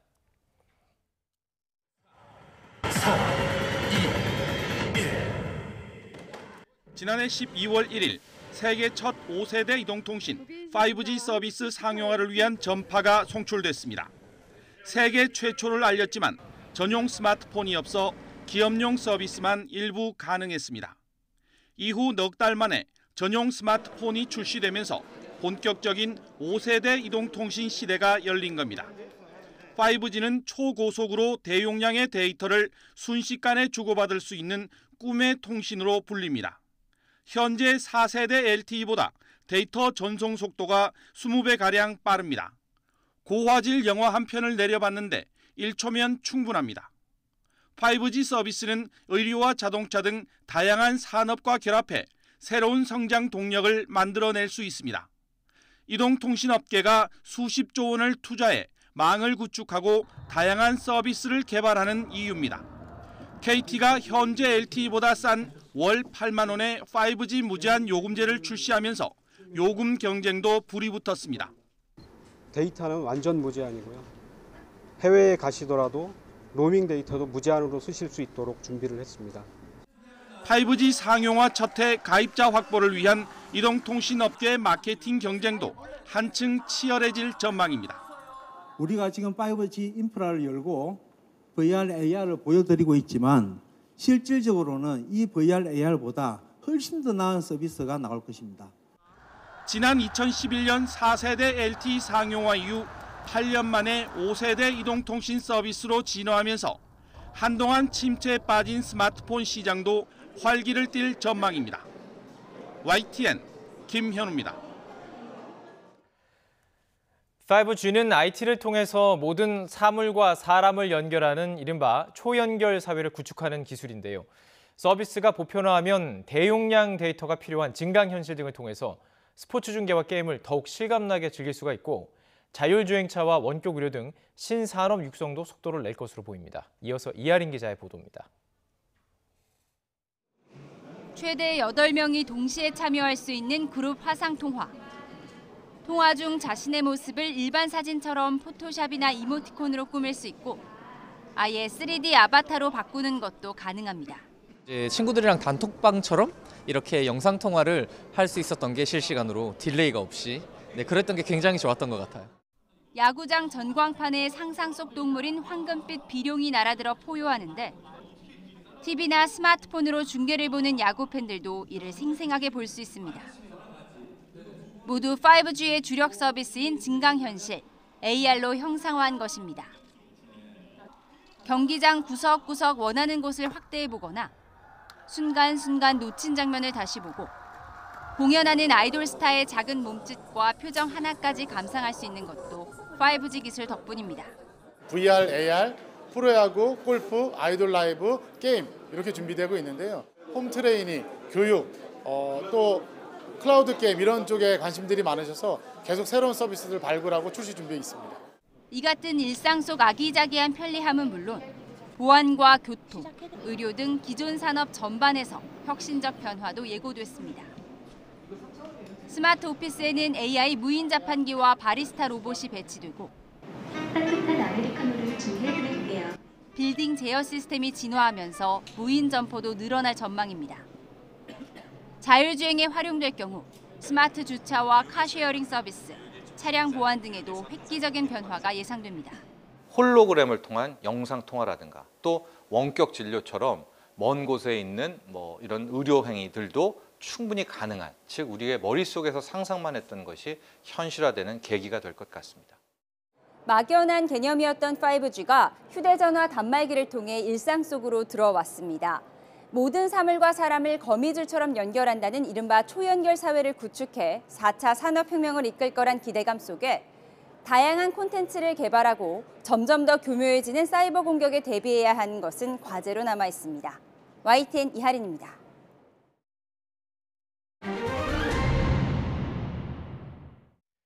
네, 보신 것처럼 5세대 이동통신 서비스 상용화 어젯밤 11시에 전격적으로 이루어졌습니다. 애초 내일부터 예약 가입자를 대상으로 모바일 5G 상용화에 들어갈 예정이었는데 이 시간이 앞당겨진 것입니다. 그 배경이 뭔지 취재기자 연결해서 알아보도록 하죠. 김현우 기자. 네, 경제부입니다. 자, 어떻습니까? 그냥 해프닝으로 보기에는 상황이 꽤 급박하게 돌아갔던 것 같던데요. 네, 그렇습니다. 어제 심야 시간대였죠. 밤 11시에 전격적으로 세계 최초의 모바일 5G 상용화가 국내 이동통신사들에 의해 진행됐습니다. 이동통신 3사는 당초 내일 예약 가입자를 시작으로 5G 개통에 나설 예정이었는데요. 그런데 미국의 통신업체 버라이즌이 오는 11일 개통 예정에서 돌연 오늘로 조기 개통을 하는 것으로 알려졌습니다. 이 때문에 과학기술정보통신부와 이동통신 3사가 논의를 진행한 끝에 우리 시간으로 미국보다 2시간 앞당겨서 어젯밤 11시에 전격적으로 개통을 시작했습니다. 그러니까 미국이 앞당겼기 때문에 우리가 더 앞당긴 것으로 볼 수 있는데 이렇게 심야에 갑자기 5G 개통을 할 중요한 이유가 여기 있었을 것 같은데요. 네, 그렇습니다. 말씀하신 그 중요한 이유가 바로 세계 최초라는 타이틀 때문입니다. 5G, 즉 5세대 이동통신이 주목받았던 이유는 이 기술이 앞으로 5년 또는 그 이상의 시간 동안 전 세계 이동통신 시장을 이끌게 됩니다. 이 때문에 5G와 관련해서 세계 최초 상용화라는 타이틀이 향후 이동통신 기술과 각종 장비, 관련 서비스 등의 경쟁에서 우위를 점하는 데 상당히 유리하게 됩니다. 그래서 우리나라와 미국이 최초 개통, 최초 상용화를 위해서 치열한 경쟁을 벌인 것입니다. 그런데 세계 최초라는 타이틀을 공식적으로 인정받기까지는 시간이 좀 걸릴 전망입니다. 세계 이동통신 사업자 협회가 5G 세계 최초 상용화 국가를 인정하게 되는데요. 1호 가입자를 놓고 보면 시간상 우리나라가 세계 최초임이 분명하지만 미국 통신사 측에서는 미국 현지 시간 기준, 그러니까 첫 개통이 3일 오후 4시라고 주장하고 있는 것으로 전해졌습니다. 그런데 문제는 우리나라는 일반 소비자를 대상으로 5G 단말기를 통한 개통이 이루어졌는데 미국은 모토로라 기기에다 5G 동글이라고 하는 일종의 신호 수신 장치를 통한 개통이니까 엄밀히 말하면 순수한 의미의 5G 전용 단말기를 통한 개통은 아니라고 볼 수 있습니다. 그렇군요. 우리 입장에선 소비자가 중요하겠죠. 자, 끝으로 이 5G가 상용화가 되면 궁금한 게 이제 단말기입니다. 이게 비쌀까 이런 걱정이 있는데요. 어떻습니까? 네, 그렇습니다. 일단 소비자를 대상으로 한 5G 개통은 내일부터 진행됩니다. 삼성전자의 갤럭시 S10 5G가 내일 정식 출시됩니다. 출고 가격은 256GB 용량이 139만 1,000원입니다. 저장 공간이 이보다 2배 많은 512기가는 156만 2,000원으로 출고가가 책정됐습니다. 그리고 LG전자의 5G 단말기는 오는 19일 출시를 앞두고 있습니다. 아무래도 단말기 가격이 비싸다 보니 공시지원금에 대한 관심이 높은데요. 공시지원금은 내일 공개됩니다. 보통 신규 단말기가 나오면 최고 요금제 기준으로 10만 원 중반에서부터 20만 원가량의 지원금이 책정됩니다. 5G 요금제는 최저 5만 원대에서 13만 원대까지 나와 있습니다. 이동통신 3사는 월 8만 원대 요금제부터 데이터를 무제한으로 제공하고 있습니다. 5G 시장 선점을 위한 이동통신 3사의 요금 경쟁도 앞으로 더욱 치열해질 것으로 보입니다. 지금까지 경제부에서 전해드렸습니다. 이른바 몸짱 되려고 하시는 분들 조심하셔야 될 것 같습니다. 몸에 부작용을 주는 스테로이드 제품을 밀수입한 뒤 헬스장 등을 통해서 불법 판매해온 일당이 무더기로 적발됐습니다. 취재 기자 연결해 보겠습니다. 임수근 기자. 네, 행정부입니다. 이게 남성 호르몬 제제에 포함되어 있기도 하고요. 참 문제를 일으키는 이 부분인데 그 밀수입을 해서 판매해온 일당이 적발이 됐다고요. 네, 그렇습니다. 밀수입한 스테로이드 제품을 헬스장 트레이너나 일반인들에게 불법 판매한 전 보디빌더 등 12명이 무더기로 적발됐습니다. 식품의약품안전처는 계획적으로 의약품 도매상 허가를 받은 뒤 밀수입한 아나볼릭 스테로이드와 전문 의약품을 불법 판매한 혐의로 전 보디빌더 김모 씨 등 12명을 입건해 조사하고 있다고 밝혔습니다. 또 이들의 거주지 등에서 전문 의약품과 밀수입한 스테로이드 제품 등 시가 10억 원어치의 제품 2만 개를 전량 압수했다고 덧붙였습니다. 식약처에 따르면 이들은 의약품 도매상 영업 허가를 받고 정상적으로 공급받은 뒤 빼돌린 전문 의약품과 태국에서 밀수입한 스테로이드 제품을 보디빌더나 헬스장 트레이너, 일반 회원 등을 상대로 3년간 수십억 원어치를 팔았습니다. 이들은 단속을 피하기 위해 가상화폐나 현금 등으로만 거래하고 택배 장소를 옮겨가며 배송하는 등 치밀한 수법을 보였습니다.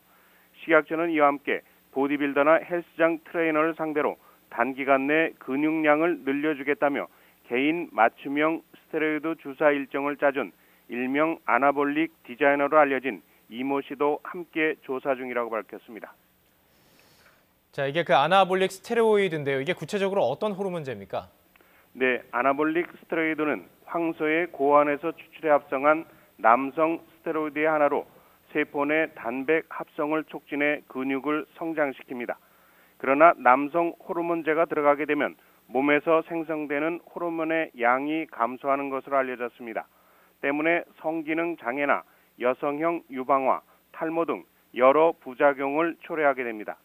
식약처는 호르몬제를 이용해 손쉽게 근육을 만들겠다는 유혹에 현혹되지 말 것을 당부했습니다. 아울러 불법 유통되는 스테로이드에 대한 단속 수사뿐만 아니라 온라인 모니터링도 강화해 나가겠다고 밝혔습니다. 지금까지 YTN 임수근입니다. 반도체 등 주력 수출 제품의 부진으로 지난 2월 상품 교역 결과를 말하는 상품 수지의 흑자 규모가 4년 7개월 만에 최저를 기록했습니다. 한국은행 자료를 보면 지난 2월 경상 수지는 36억 달러 흑자로 82개월 연속 흑자 행진을 이어갔습니다. 반면 상품 수지 흑자는 54억 8천만 달러에 그쳐서 지난 2014년 7월 이후 가장 작았습니다. 한국은행은 반도체와 석유류 부진의 영향으로 수출 자체가 1년 전보다 10% 넘게 줄어 지난 2016년 4월 이후 가장 큰 감소폭을 기록했다며 중국에 대한 수출이 둔화한 영향도 있다고 분석했습니다.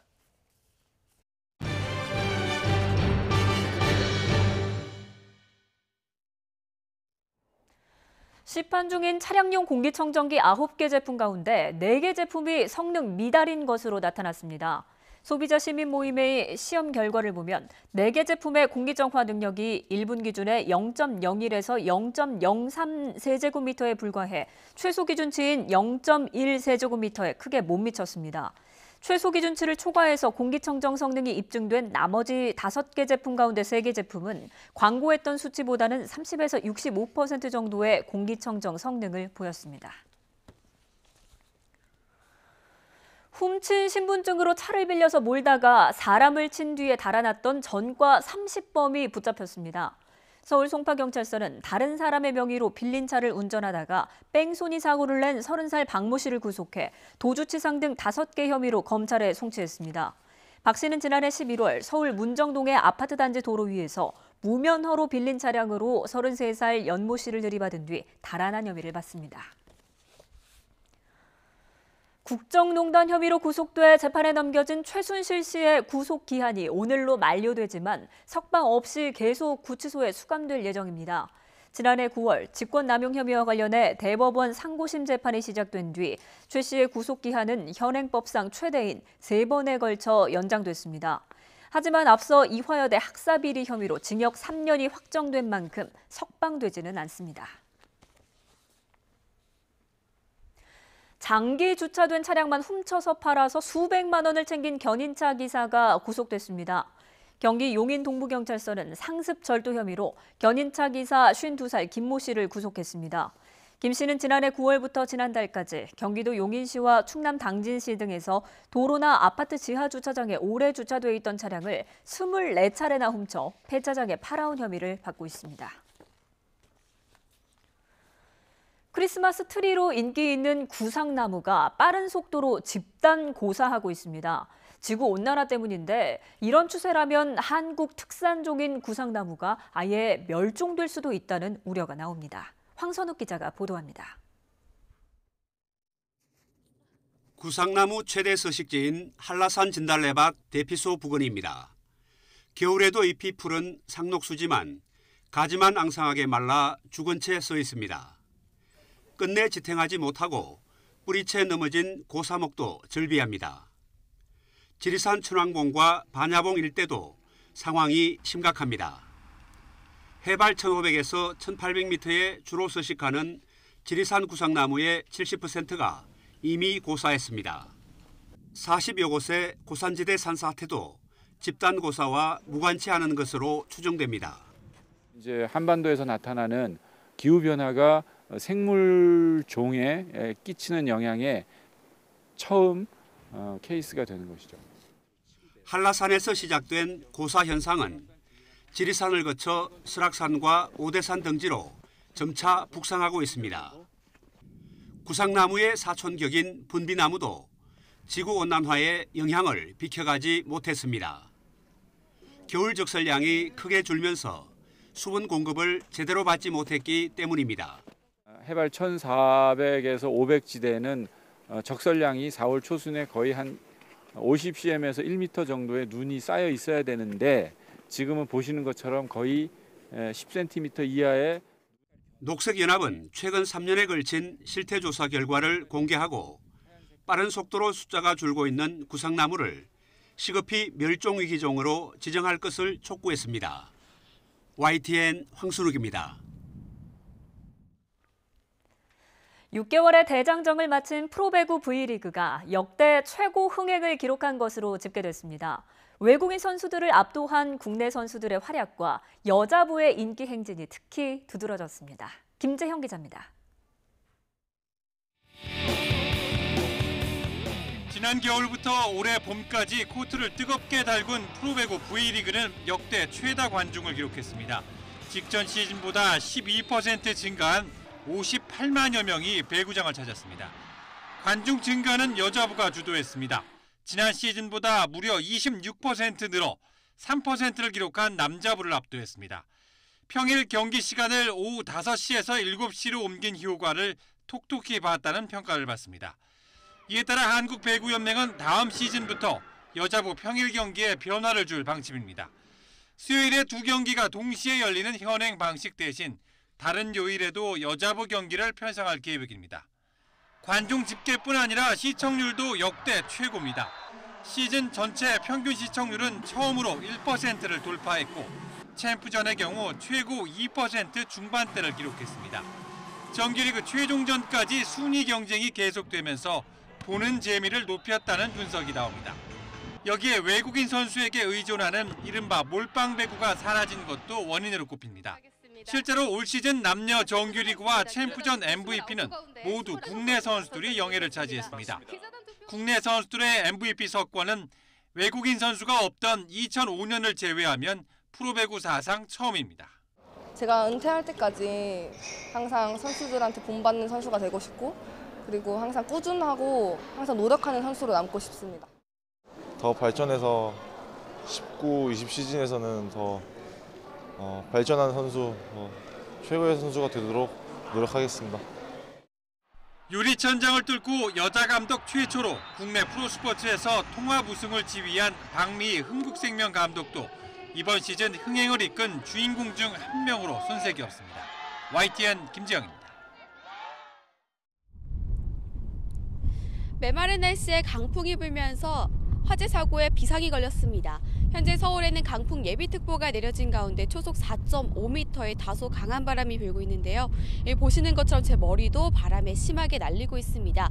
하지만 강원 동해안 지역은 상황이 더욱 심각합니다. 현재 강원 동해안과 경북 동해안 지역에는 강풍 경보가 내려진 가운데 내일까지 초속 20에서 30m에 달하는 태풍급 강풍이 몰아칠 것으로 보입니다. 산불 등 대형 화재 사고 위험이 높은 만큼 불씨 관리에 각별히 신경 써주셔야겠습니다. 현재 강원 산간 지역에는 초속 20m에 달하는 강풍이 불고 있고요. 그 밖에 충남 태안에는 초속 17m, 인천 영흥도와 부산 북항에도 초속 10m가 넘는 강풍이 불고 있습니다. 특보도 확대 강화되고 있습니다. 현재 강원 영동에는 강풍 경보가, 영남 동해안은 주의보가 발효 중이고요. 오후부터 바람이 강해지는 서울 등 중부 서해안에는 강풍 예비특보가 발효 중입니다. 강원 영동과 대구, 부산에는 건조 경보가 발효 중입니다. 산불 위험도가 최고 수준으로 치달으면서 산림청은 산불 재난 국가위기경보 경계 단계를 발령했습니다. 논과 밭두렁과 쓰레기 소각은 물론이고요. 산림 내 불 사용도 금지하시기 바랍니다. 화재 사고에 비상이 걸리면서 여느 때보다 단비 소식이 절실한데요. 다행히 이번 주말에는 비 소식이 있습니다. 이번 주 토요일에는 중부지방에, 일요일에는 충청 이남지방에 비가 내릴 것으로 보입니다. 지금까지 한강 난지공원에서 YTN 권혜인입니다. 손흥민 선수가 넣으면 팀이 이기는 기분 좋은 징크스 이어지고 있습니다. 잠시 뒤 3부에서 손흥민의 감각적인 17호 골 스포츠부 기자와 분석합니다.